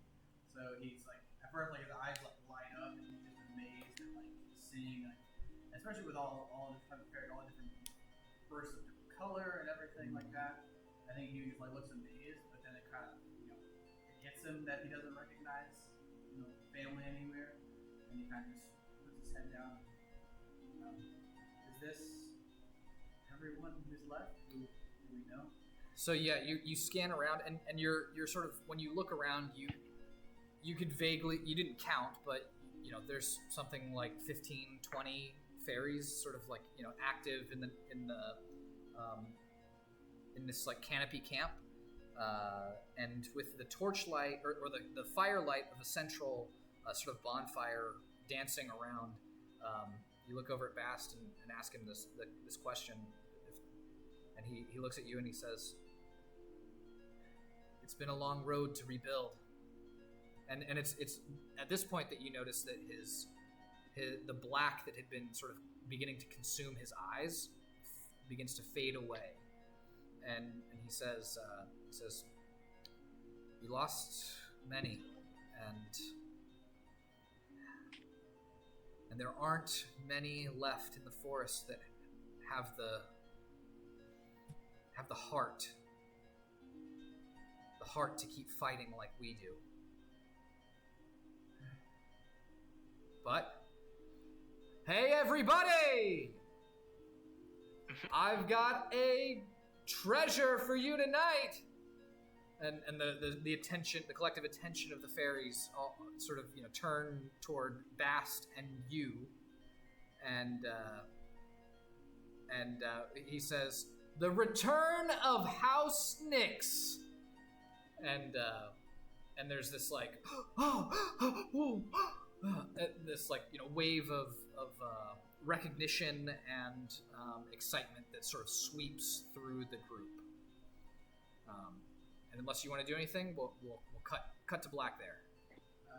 No, I mean he's just gonna kind of take time to go around, talk to people, kind of collect refugee stories and like, oh, like what have you been through, and kind of just like connect with people who master up again. Just take his time.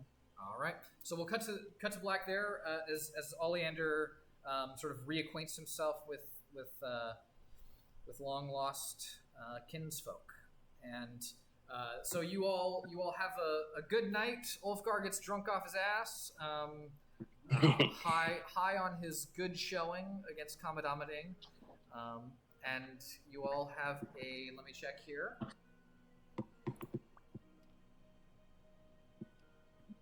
Yes, you all have a mostly restful evening.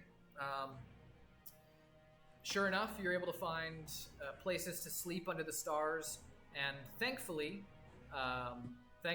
because of the magic, the magic of the island, the cold of the North Talden winter months bites a little less this evening, and for the first time in a while, you are surprised that you can just lay back. It's almost like you could sleep under the stars on a summer night on the Isle of Erinway. And with that, we will jump forward to the morning of Moon Day, the 29th of Abadius. Early in the morning, you all kind of return from your individual spots where you found kind of a soft patch of grass to lay on. Ulfgar, you wake up and you realize that there's actually a pair of leafy humanoid leshies underneath you, and you're sort of using them as pillows. And you wake up, and I mean they're pretty comfortable. And they seem to be passed out even more heavily than you were. And when you sort of lift your head up off of them, you hear like a squeak, like a yeah, like a Pikmin, yeah. And anyway, so the rest of you regroup together out in front of the lodge, and actually, it seems like you all are the last ones up and getting up and about, except for the leshies. All around, just sort of like intermittently, there are just sleeping leshies lying in the grass here and there under the auspicious shade of the heart tree in the center of the aisle. And it doesn't take long for Anaji to step out of the Wildwood Lodge building and find you all there and come trailing behind him is Shibello. And as you all sort of regroup, Anaji says, "Well then, off to the mountains. Do you all need to make any preparations before we go?" Anaji, since I've never been here, I have a question. Are there any do they have shops and stuff to buy things here? Nope, not in the sense that you know shops. No. Like I said, there's the lodge building that seems well stocked with supplies. So Shibello, it was sort of like a continental breakfast at a hotel for you. If there's, it seems like things are just there. So if you would like to try and take something, you can try that. Otherwise, there aren't any sort of stores or merchant stands or anything like that. So nowhere to buy weapons or anything? Oh, absolutely not. No. Okay. Fair enough. Then I don't think I don't have any specific preparations. I don't know if anyone else does. Not I. During the night, or during their long rest, rather, Eulogy would want to, reattune to the concertina if needed after its shattering and mending.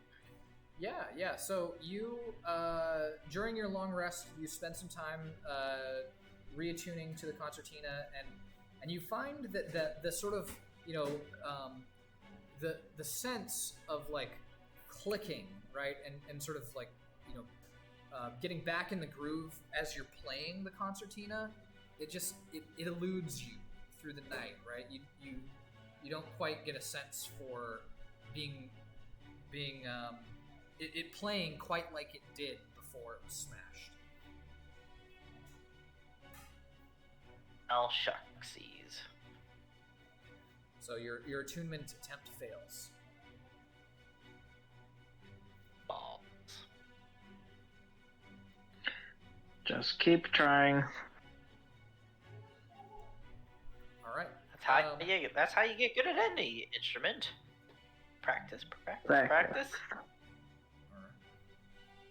So in the morning light, with the sun rising up overhead, you all feel once again the warm wind air blowing all around, and you set off with Anaji.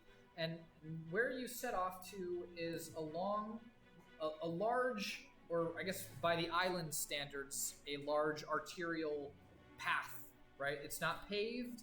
It's a well-worn dirt path that you guys walk past a large lake, and indeed past another set of what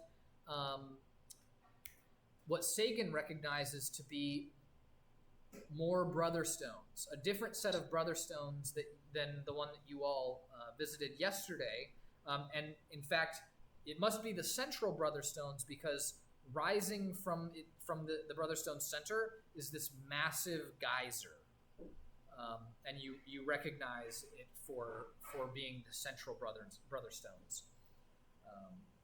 Sagan, is there anything you want to do with that? Yes, Sagan looks at the beautiful geyser and says, the Brotherstones.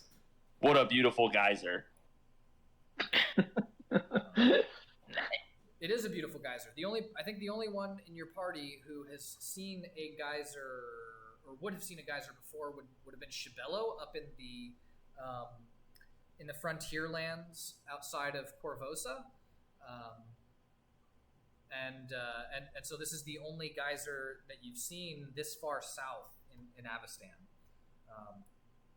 But with that remark from Sagan, you all continue, and you're led up a path into a low-rising range of mountains. Now, mind you, this is an island in the middle of the Verdurn Forest, but it's a large island, and it does have a few kind of low-rising mountain ranges of its own.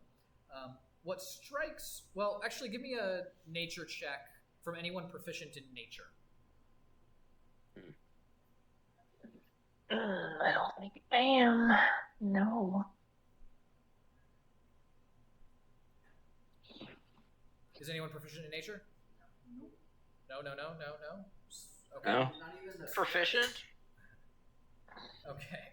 So although so you guys continue on, and as you feel the elevation rising, you spend some time walking uphill, and anybody who's walked up a mountain knows that that's not an easy thing, and so you rise up, and it gets cold.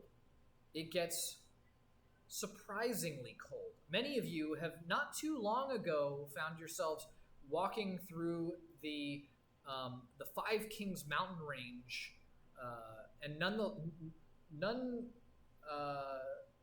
the smaller than the Emperor Peak itself, one of the tallest mountain ranges in Avestan. And the cold that you feel in this low mountain range as you ascend is on par, if not more biting, than the cold you felt in those peaks, those high mountain peaks, in the realm of the dwarves. And you make your way by some sort of ruined structures off, to either side of the road as you continue to climb, and eventually the path becomes even more steep and winding, and the sort of weathered walkway gives way to a small winding path up deeper and deeper into the mountain range. And as you proceed, Anaji sort of warns you all as you go and says, hopefully you all can stomach a bit of cold for the time being. Arariel, like I mentioned, the Frost Maiden, she keeps her domain in these mountains, and her presence creates a deep chill. I tend to overheat in the summer, so cold weather sounds nice. Little cold weather sounds nice. If we need to stop for a bit and warm up, I'm happy to create a bonfire. You and your bonfire. All right. If whenever we do stop for that bonfire, if we do, I wouldn't mind trying to attune to something that I believe will work. My ring of warmth. But I'm all right for now. All right. So yeah, you guys can take that opportunity to warm up. In fact, it's a good opportunity to take because I need Constitution saving throws from everyone. Ooh. Because of the cold, yeah. It is, yeah. How long does it take to try to attune to something? Oh shit. You can go. You can roll with advantage because of Sagan's bonfire.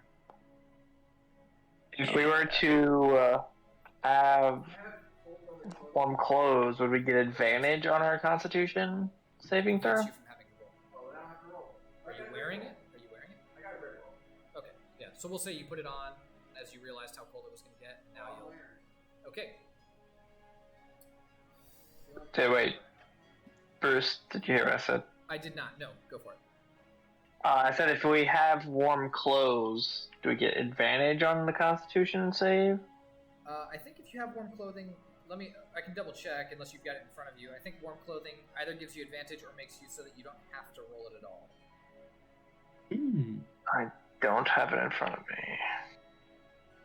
If it consists of a heavy fur cloak, as long as cold weather clothing remains dry, it's where it automatically succeeds on saving throws against the effects of extreme cold.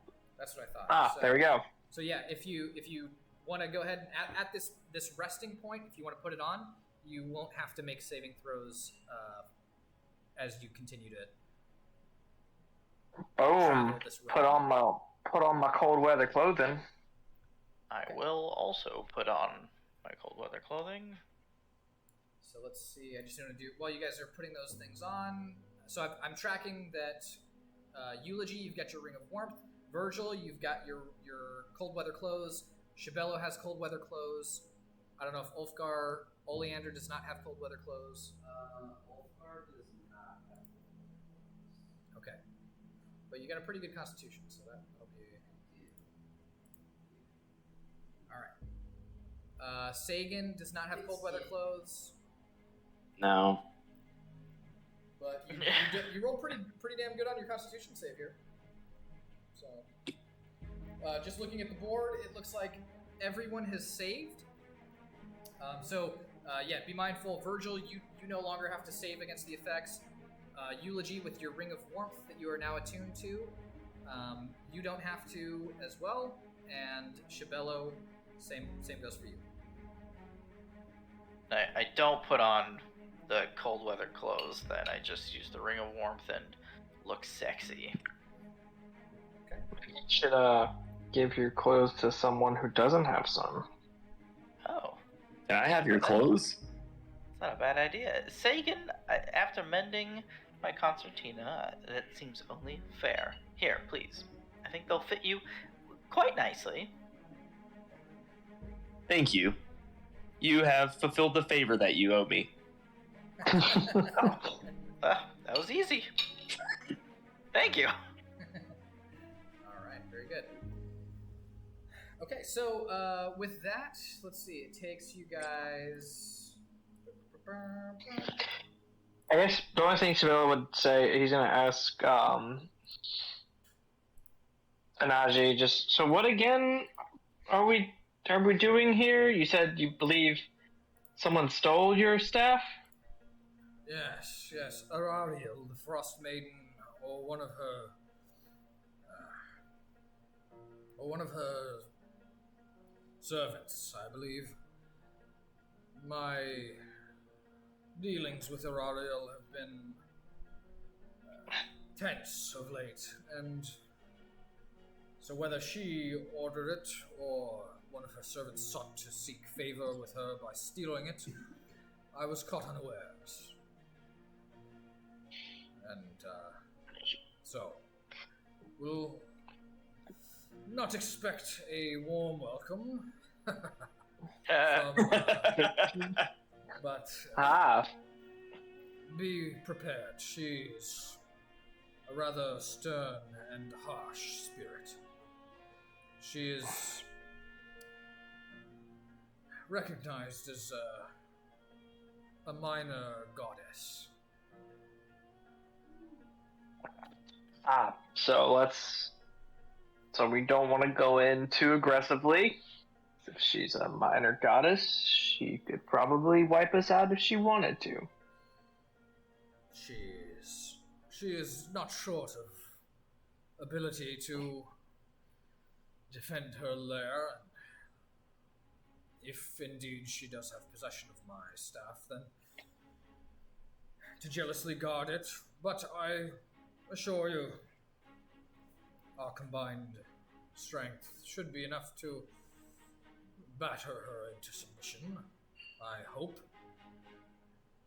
From the sounds of your exploits, it sounds like, and especially watching your friend there against Comodomatine, you can hold your own.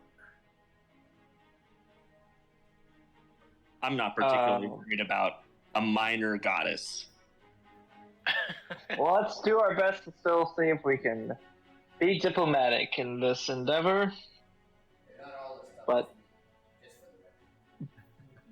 I got your back, Anaji. Got your back.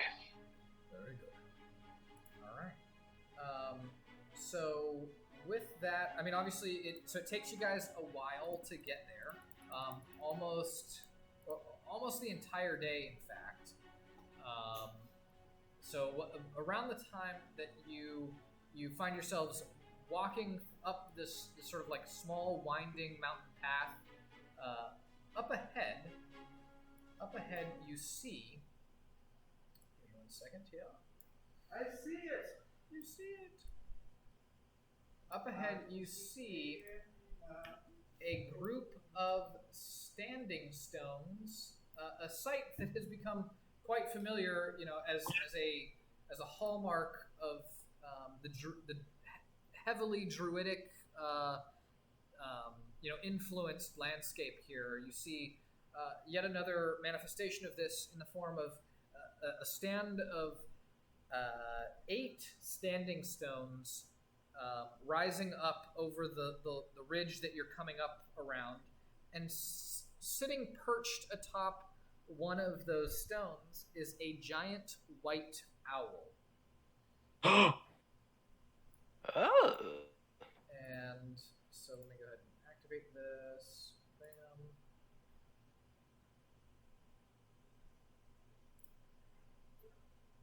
All right. So as you guys ascend, like I said, there's a giant white owl up there. And in the center of the standing stones, even from the distance that you guys are coming here, actually I forgot to drop Naji on the board. Let's add him here. Even as you guys are ascending, you see up ahead, on an altar, a low stone altar at the center of the standing stones, a massive, what looks like maybe a lizard-like creature, kind of curled up, almost like a cat sleeping in this cold weather. And it's like near this peak, this almost the summit of the mountaintop, where snow has started to gently fall. Even though there aren't really clouds in the sky, there just seems to be this like swirling snowfall. Light snowfall all around. And yeah, like I said, there's the large white owls perched atop the stone ahead, and the large lizard-like creature curled up on an altar ahead. Oh. Say, I guess to Najee, is that our Arario? Well, Arario takes many forms. Let us see. Is that what? Arario! Anaji calls out to the giant owl up ahead, and the giant owl stares back down, and it looks down at you all where you've sort of stopped 40 feet down the slope there, and it says, "Nah, I'm not Arariel. No, but she's here. Come, Anaji, Golden Tusk. Come forth and present yourself to the lady."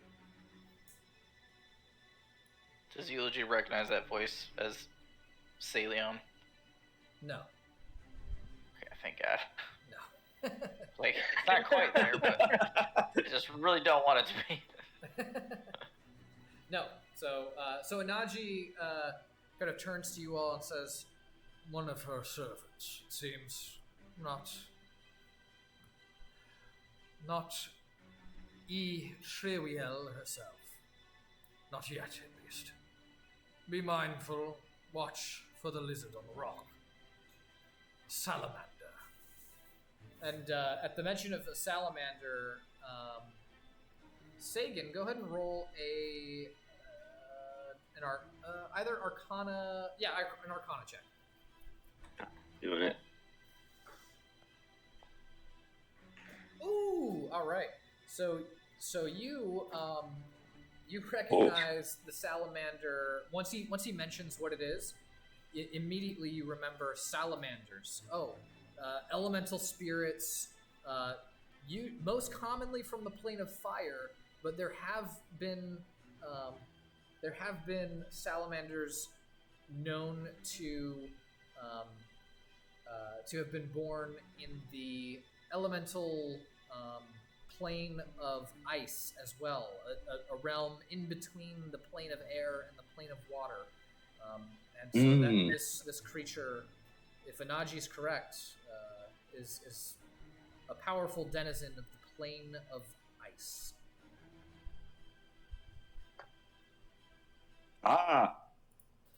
An icy salamander. Stay far away, boys. I don't want to have to use my bonfire again. All right. So with that, Anaji begins to make his way forward, stepping through the snow. And something you guys will have picked up on as you've been traveling up the slope here is that the snowy portions of the walk are fairly tall snowdrifts, about 2.5 to 3 feet, 4 feet in some places. So anywhere off the path in the white snow is going to be difficult terrain. Just as a heads up. But Anaji begins to walk up. Are you guys able to control your tokens? Yeah. All right. Hold on. Let me see. I gotta figure out how to do that. Hold on.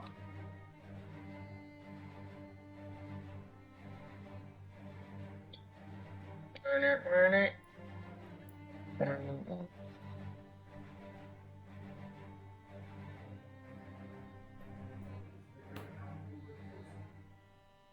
What's that? Is the great owl who we're here to see? Are you asking that of the owl? Asking that of the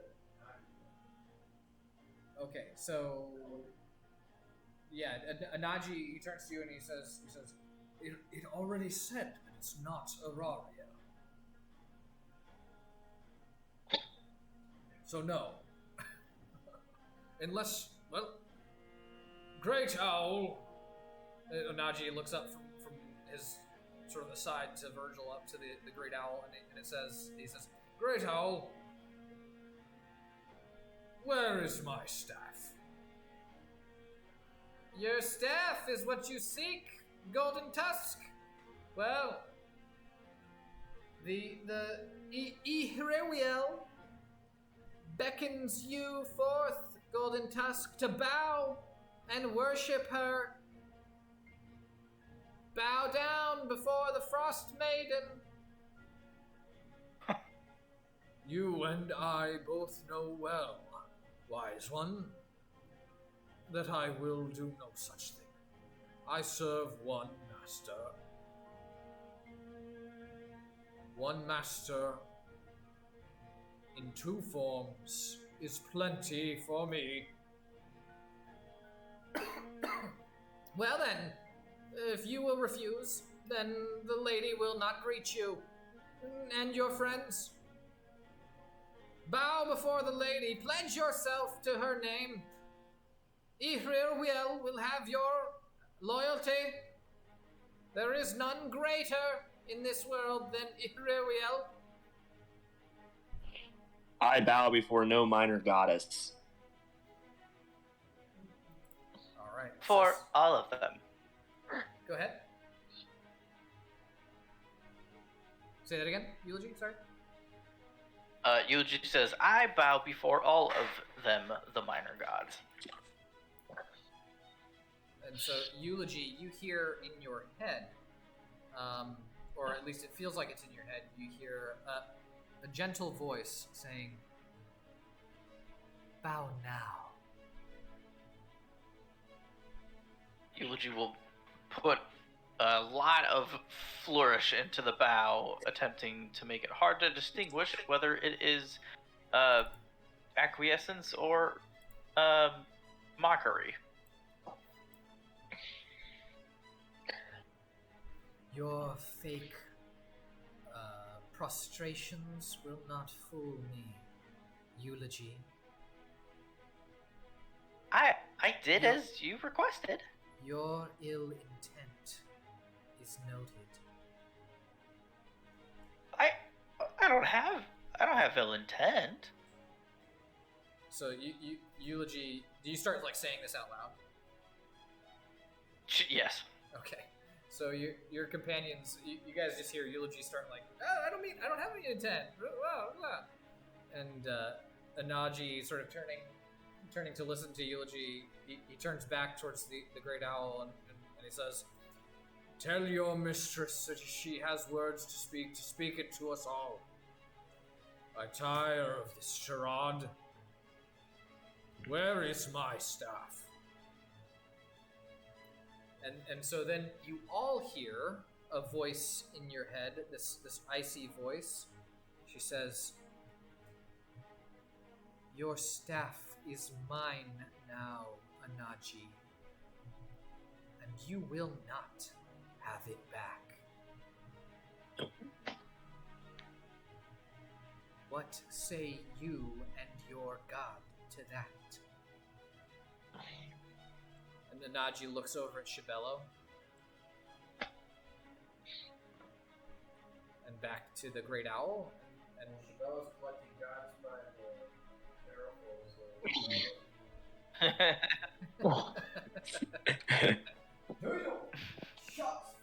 I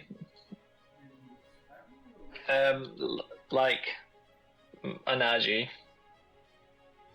Only two gods have my heart and soul, and I think they may be a little jealous of each other. Oleander, what's that? Can I roll a religion check to see if I've heard of this goddess before, and if I know kind of what her beliefs are? Yeah, absolutely.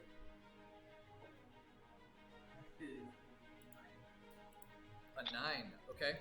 I mean, fortunately, you still do know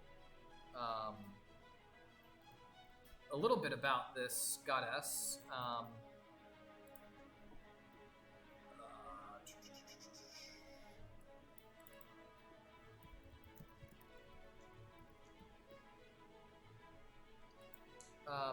And what you know is that she is known as Ihriel, or the Frost Maiden in the Eladrin tongue. And she is known for being a bit of a fickle and vain deity that is primarily venerated out of fear. And her goal, ostensibly, and the goal of her worshippers, is to cover the entire surface of Golarion in winter, and to make all beings bow before her. Is not really on board with that. Big ol'. As someone who's a little cool, I could be like, I don't particularly serve a specific god. Maybe I can be your friend. I mean, Not on board with that. I mean, can I just like? Well, I guess you did on. If you don't mind us asking, what has Anaji done to, draw your wrath? You direct this question at I guess the owl? the owl? Or the voice. Yeah.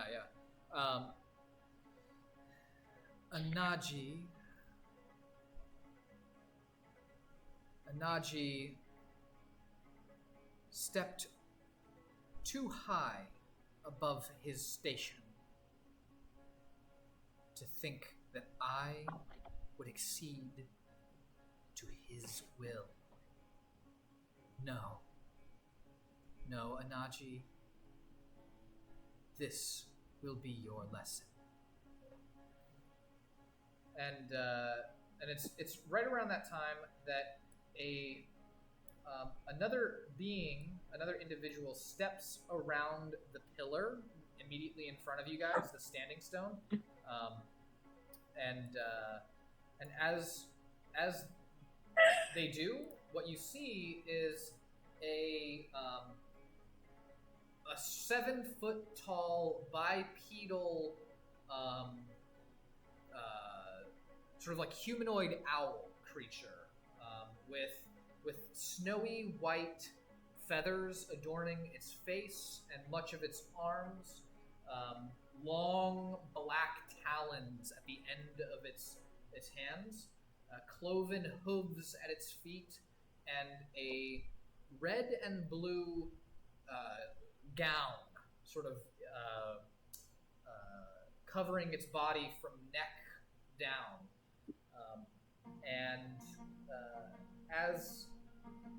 As this being steps around, the great owl atop the standing stone looks down and says,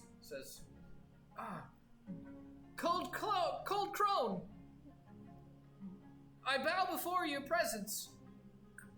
Bow, little heathens. Bow before Iriwiel. Sagan folds his arms and looks frustrated.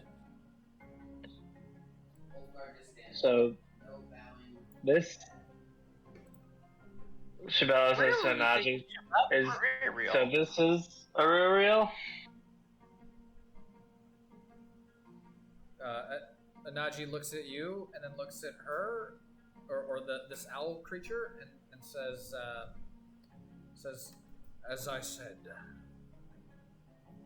Auroriel takes many forms, but it would seem that this is her. Yes, here I am. Here I am to see you off of my mountain. Be gone.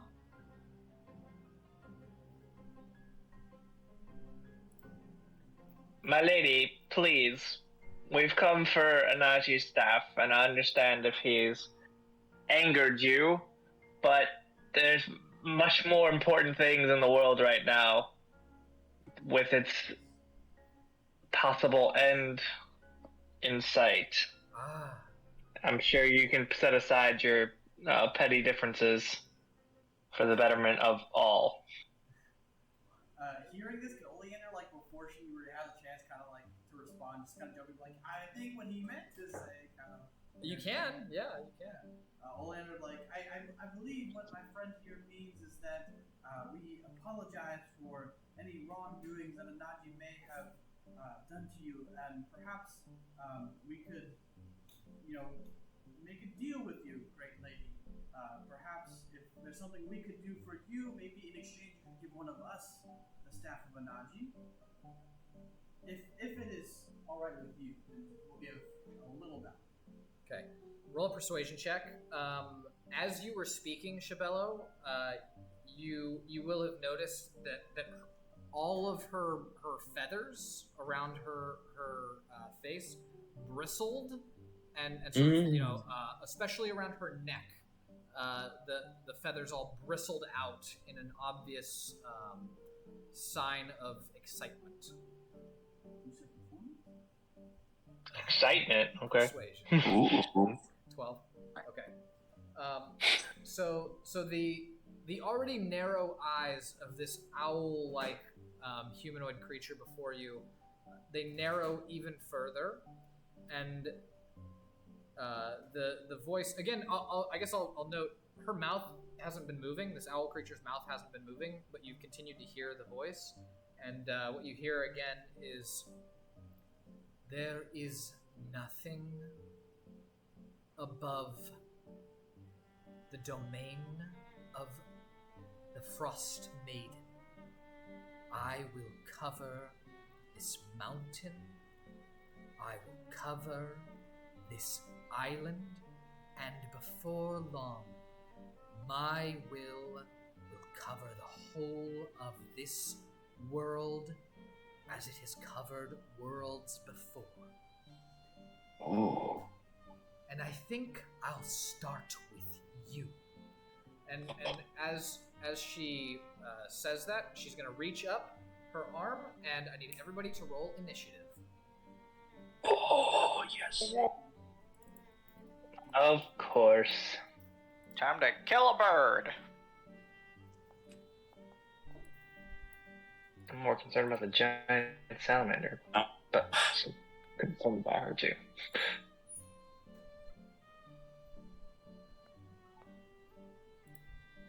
Do we want to start the fight, or... I know it's still got 10 minutes, but I guess... Yeah. I'll leave that up to you guys. Do you want to call it early, or do you want to go ahead and get started with the fight? I'm down to start.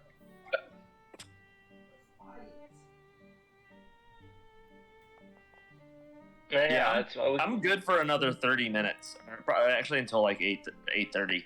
So, up to you guys. probably not good for that long, but we can still start the fight. Mr. Sleepy. Yeah. Hey, we're still on the East Coast over here, alright? Alright, so I just need, let's see, because a few of you rolled before the initiative was set up. Oleander, what did you roll? 19. Oops. Okay, give me a second. Got a 19. Okay. Sagan, what did you get? Oh, hold on. What's that? Sorry. 4. Sagan got a 4. Alright. Eulogy, what did you get? 14. 14. And Virgil.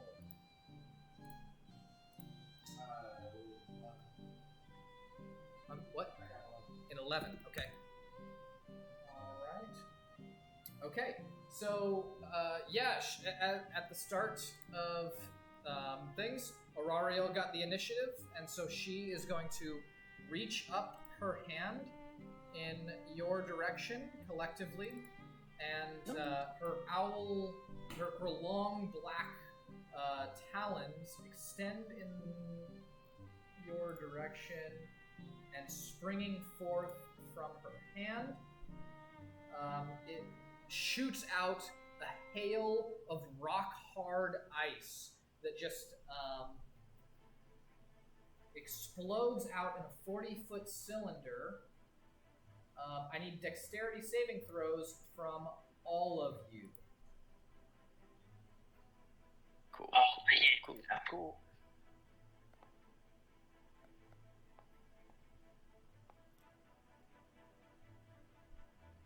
Take it. Boom! I'm All up it right now. Sagan, Eulogy, Ulfgar, Shibello. I need Oliander. Ooh, Virgil, okay. Let's give Naji his dex save as well. Oleander, I see you got a 9 plus 16. Alright. So Shibello and Virgil are the only two who save. Oh. And so, this blast of cold, let's see, yeah, this blast of cold, hard ice, it sort of swirls around in this this cylinder of yeah, just sort of ice storm, and let's see. You all take 24 points of damage, except for Virgil and Shibello, who take half. I also take half because of my evasion. Yep, and Oleander for his evasion.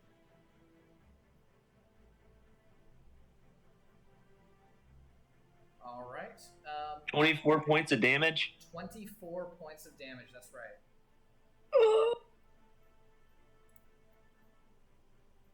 All right, but that is going to be all for her turn, and so immediately after her is going to be Shibello. Is lamenting having to fight. I was gonna say, a fight we must have, and a fight you shall get. And I'll activate his emboldened bond, targeting himself.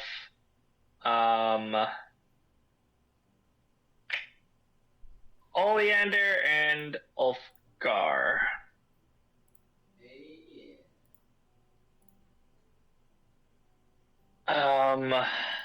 And then he is going, as a bonus action,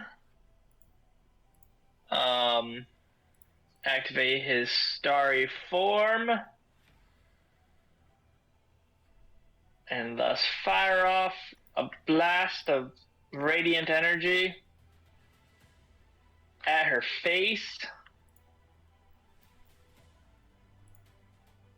Okay. Not great. Not a good start. Yeah, 13. I don't know. So yeah, 13. Basically, you. Oh, Maybe- you hit. Wait, but maybe that? A 16? Yeah, you hit. Ah, sweet! You hit. Yeah. Nice. Her AC is 13. So. I'm glad we're friends, y'all.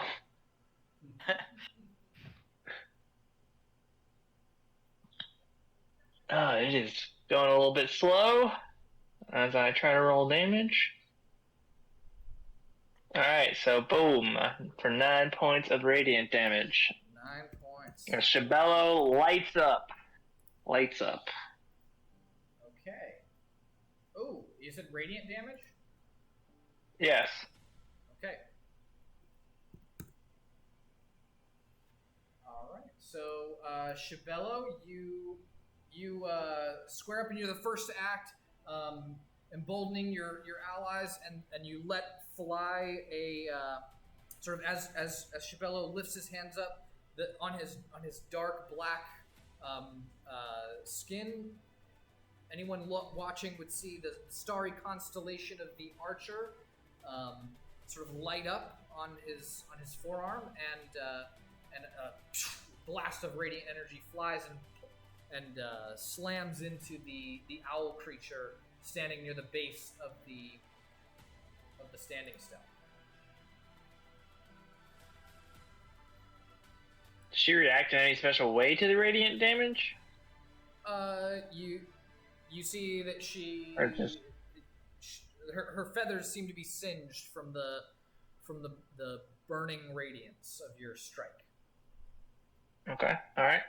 And then you said that like is the white snow or is everywhere difficult terrain or just like the whiter snow part? The white snow part is difficult terrain. All right, Yep. Shibello is gonna move over here.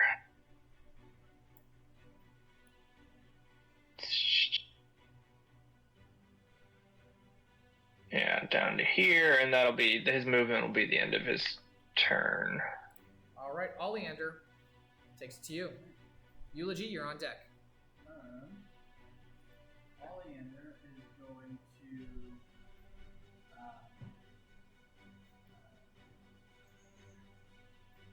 sort of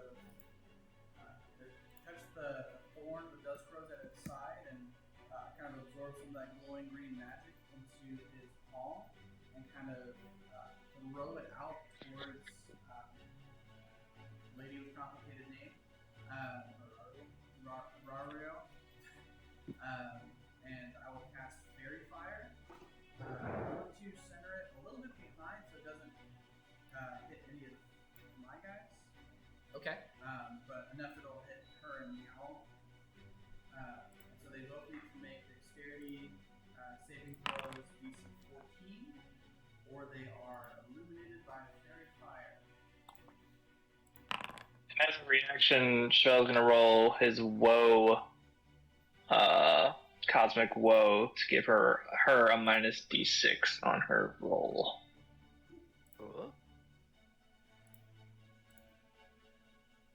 Ba ba boom. So both of them. Just to So I see a -3. So both of them sort of light up with a radiant glow aura around their persons. Alright, so they have this. They can't be affected by invisibility, and all attacks against them have advantage. And then using my movement and bonus action, Oliander will fly to avoid the difficult terrain. But fly over there behind this rock and duck for cover. All right. That'll be my turn. Okay. Oleander, Eulogy, you're up. Virgil, you're on deck. All right, Eulogy's gonna pull out, or rather swing around his bass lute, and he's gonna start playing something real slow and low, kind of like an ominous, getting ready to do some cool shit sound. And he's gonna say to Ulfgar, "Ulfgar, jump on in there and make this god even more minor." And he's gonna grant him bardic inspiration. And as he does this, he's backing into the thick snow with his move action. And then he will turn his attention to Virgil. And the pace of the music is all of a sudden going to switch to like a really fast riff. And he will cast Haste on Virgil. Ooh, shit, nice. haste. Ooh. Oh, yeah. Passed.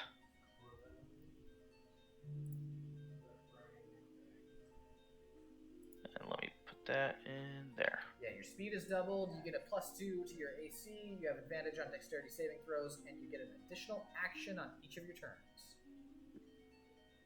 That can be used for attack, dash, disengage, hide, or use an object. Yeah. And that's the end of the turn. All right. So at the end of that turn, Arariel is going to materialize away, and so Okay, she, cool. almost in like she dissipates into a mist right where she was standing, and seems to disappear. Nope, not invisibility, because she she reappears just a moment later, like a split moment later, standing atop one of the standing stones across the way from the altar. She's on that sort of standing atop the far standing stone away from you guys.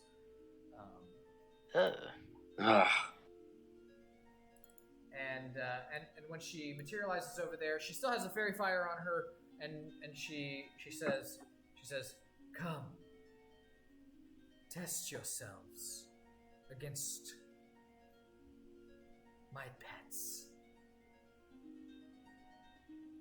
And that will be that. So then that'll take it to Virgil. You're up. Okay. As far as like targetability, like does the owl lady have any cover then?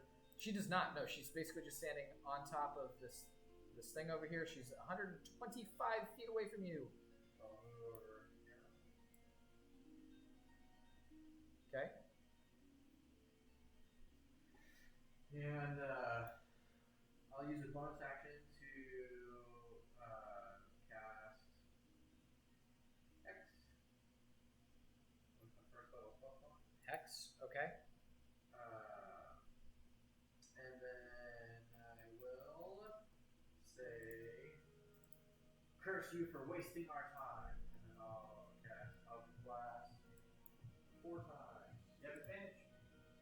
Right. 4 times. 1.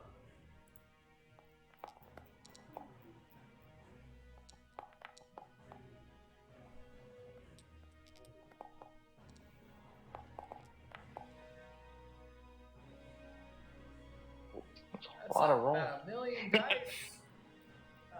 And looking at the Nice. results, you hit every one of them. Yeah, baby. Nice. 2, 3.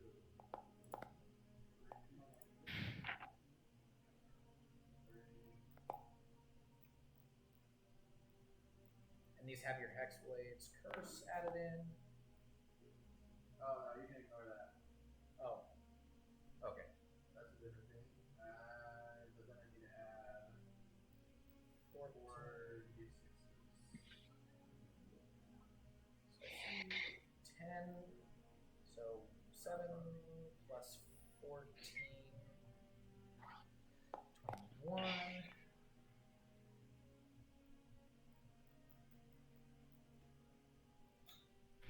Okay. So 7 plus 6, 15. So 15 plus 21 is, what is that? 41? 46? Am I doing that right? No, 36? 36.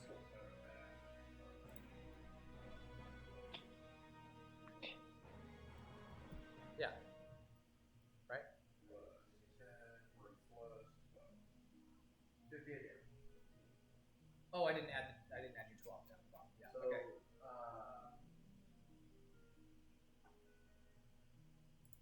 46 of that was force damage, and then 12 of that was product. It does matter. All right.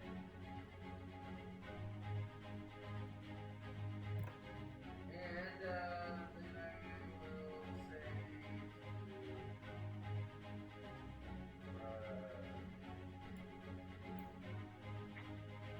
Anaji. I hope it's worth the staff. What you guys into here? The staff is. Yes. Yes, it is. I assure you. All right. So, well done, Virgil. So Virgil, he just sort of steps out into the open. He sees off in the distance where the owl lady has perched herself, and he just lets loose this torrent of eldritch blasts in the direction of that creature, and all of them slam into her, and she just, gets rocked by these this barrage of Eldritch Blasts. That's going to turn the turn over to the Great Owl. And the Great Owl is going to spread its wings and take off in the air. And as it does, it's going to sort of wheel itself around and come back in the direction of Virgil, who has just unleashed a massive torrent of attacks. And it is going to make an attack on you, Virgil, with its talons. Let's see how that goes for that thing. Ooh, very poorly. It gets an 8. So Virgil lets loose this eldritch barrage, and just as he finishes, he catches a glimpse out of the left-hand side of his field of vision. The wingspan of this giant owl is bearing down on him, and he ducks down underneath as it flies over, and he feels the whoosh of its wings in the cold air as it does. That'll take its turn. You'll have to do better than that. Ulfgar, you're up. Anaji's on deck. Sagan, you're after that. Ulfgar is going to. I guess how elevated in the air is the owl here?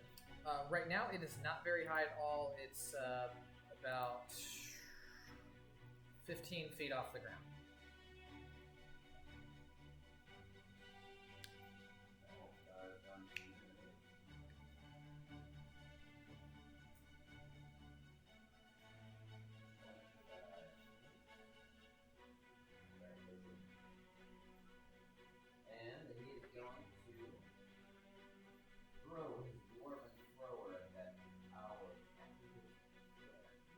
Okay.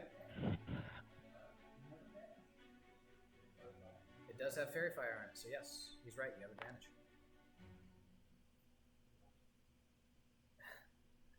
Uh, 4 and 9, you get a 20, which is going to hit.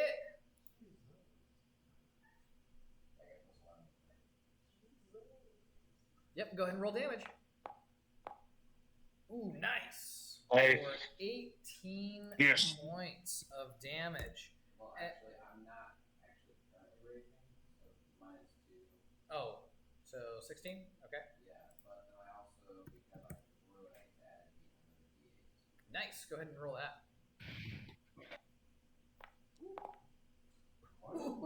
Nice. All right. So with that 8, your hammer goes flying out as it was just taking off from swooping over Virgil's head. Ulfgar steps out and he just, and there's a boom as the hammer crashes into the torso of the giant owl, and it comes crashing down, sort of skidding in the hard dirt, the sort of snow dusted dirt at Shibello's feet, and it slides just behind you, Oliander. You like hear the thud of it hitting the ground, and you look behind you, and you see this heap of owl lying motionless on the dirt behind you. Is it like out? It seems so, yeah. But anyway, your hammer returns to you, Ulfgar, and you have the remainder of your turn. Yeah, I'm gonna go ahead and throw my dwarven thrower at this blue looted thing on this rock. Oh, are you sure? For an additional attack. Are you sure? Yeah. Okay, so it is about 50 feet away from you, ish. And I think your range is 60, right? Okay. So go ahead and roll with disadvantage. Has the lizard thing acted at all? It has not, no. Does doesn't seem bothered by anything yet. Nope. Thanks for making our lives harder. All right. So with so with a 19, your dwarven thrower lashes out, and this sort of curled up lizard-like creature is it was still motionless and curled up on the rock, and then bam, a hammer slams into its motionless side, dealing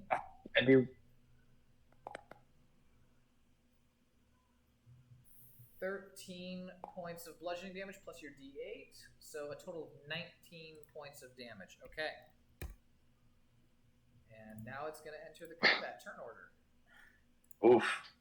Maybe we should have left it alone.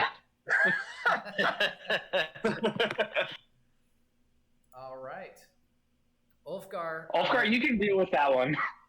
Ulfgar. So that's 2 attacks from you. Any more movement or bonus actions you want to take? Oh man, that's bad. All right. So Anaji on his turn is gonna say, "Ha! Yes, have at them!" And he's gonna step forward. He has no weapons, mind you, and he's gonna just step forward, and he is going to do. What is it?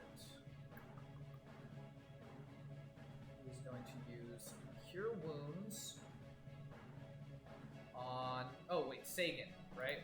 You're pretty injured, Sagan? I've taken some hits. Okay, so Sagan, he's going to use Cure Wounds on you. Yes. He's going to cast it at a slightly higher level. See how he does. Alright, he heals you for 15 points of healing. Thank you. Yes. Stay in the fight, boy. And he's, in fact, he has this. Let me make sure I did that right. And he regains hit points equal to 2 plus the spell's level. Alright, so there we go. So that's going to be his turn, and he sort of, as this is unfolding, he sees the hammer strike the side of the curled up frost lizard, and he turns to Sagan and he says, "You're going to need it against that beast. That small creature." All right. Oh no. And that'll turn it over to Sagan. All right, I have questions. First off, what was the healing that I'm adding real quick? 15 points. Ah, sweet. Okay. All right. So obviously I haven't done the whole combat thing before, so I'm coming in with questions, and my big question is how does number of things you can do in a turn get counted? I was looking at D&D Beyond trying to figure out what I could do, but yeah, I don't understand. You get 3 things on your turn. An action.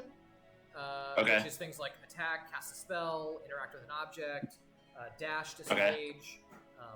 You got movement, so your 30 feet of movement. You get that you can also spend an action to do more movement if you want as a dash. But that makes sense. You get your base movement as one of your options for your turn, and lastly, the third thing is a bonus action. Well, how does the bonus? I can just do an extra thing, or what's the bonus action is a type of activation, and so you'll have specific abilities. It'll tell you if spells you that can. say they're Oh, bonus okay. actions, yeah. Cool. All right. Like a spell will say you can do something on a bonus action, or if you have an ability, it'll say you can activate it on a bonus action. Mm-hmm. Like it'll say you can use a bonus action. Okay. But if you don't have anything to really use a bonus action with, then you can't necessarily do anything. That makes sense. All right. Hold on one sec. Let me do the science real quick. All right. I am going to step forward 10 feet behind that rock that's in front of me. Okay. I don't know how. Hold on a sec. I gotta figure out how to move him. Okay. So he's moving up. And then Sagan is going to use 3 of his charges on his Ring of Shooting Stars to shoot shooting stars at the frost salamander. Okay. I think you need line of sight, so you can do that before you move.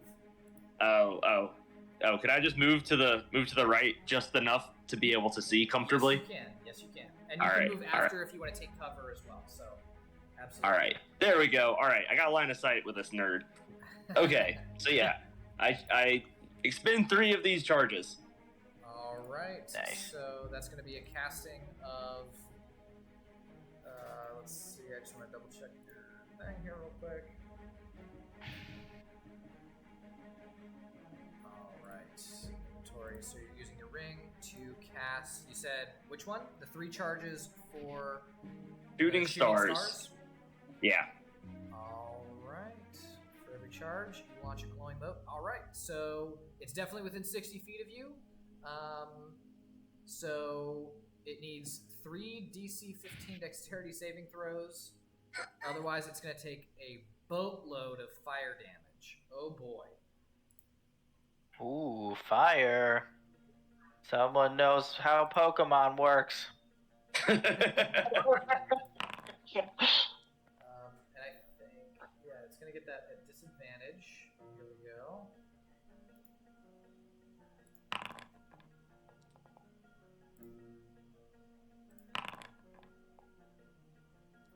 All right. Hey, it failed all 3 of its dexterity saving throws. Nice. So Yes. my friend, you have 3 shooting stars that launch. 20 d4s. Yeah. Well, hold on. It's it's one mode of light that's extra strong for 15 d4s. Nice. All right. Yeah. So go ahead and roll that 15 d4s. Do you know how to do that in D&D Beyond? Yeah, I'm figuring it out. Hold on. There it is. Wait, no, that wasn't right. That wasn't right. Oh my god, do not. Hold on, let me try this again. Give me a sec. Yeah, you just click on it 15 times and then it'll. I was like, please do not click on it 15 times. That makes more sense. All right. I hit it and I was like, wait a second, that math isn't right. Let's see. Did it already come through for you? 40 points of fire damage. Okay. Well,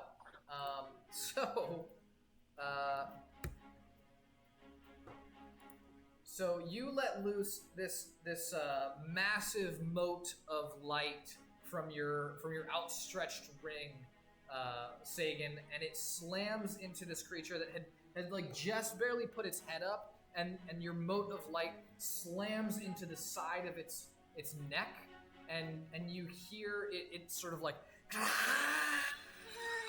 and when it reels back from the impact, and then when it kind of lifts its neck back up, you see that a chunk of its neck is like melted away. And there's this like massive gaping wound in the side of its sort of barrel-sized neck, thanks to your shooting star. Sagan says, "Welcome to hell." All right, so with that welcome to hell, we're going to close out the first round of combat here, and we're going to come right back next week to see how this all plays out. It's looking pretty good so far. It's looking pretty good with the Frost Salamander badly injured, and Arariel, or so you have been introduced, near death. So, good stuff. One quick question before we leave. So I feel like that's what you were saying, but like, does Shibello notice the Frost Salamander reacting particularly bad to the fire? Like, it really didn't like the fire? Oh yeah. I mean, half its neck is gone. Yeah, it's Okay. All right. It's a bad day. Yeah. Oh, cool. It got it bad. When I wake up, I generally prefer to still have my full neck. Nice. Yeah. Great job, everybody. Yeah, that's the Good better job, side. Sagan. Thanks, man. I like read through fire. all of my.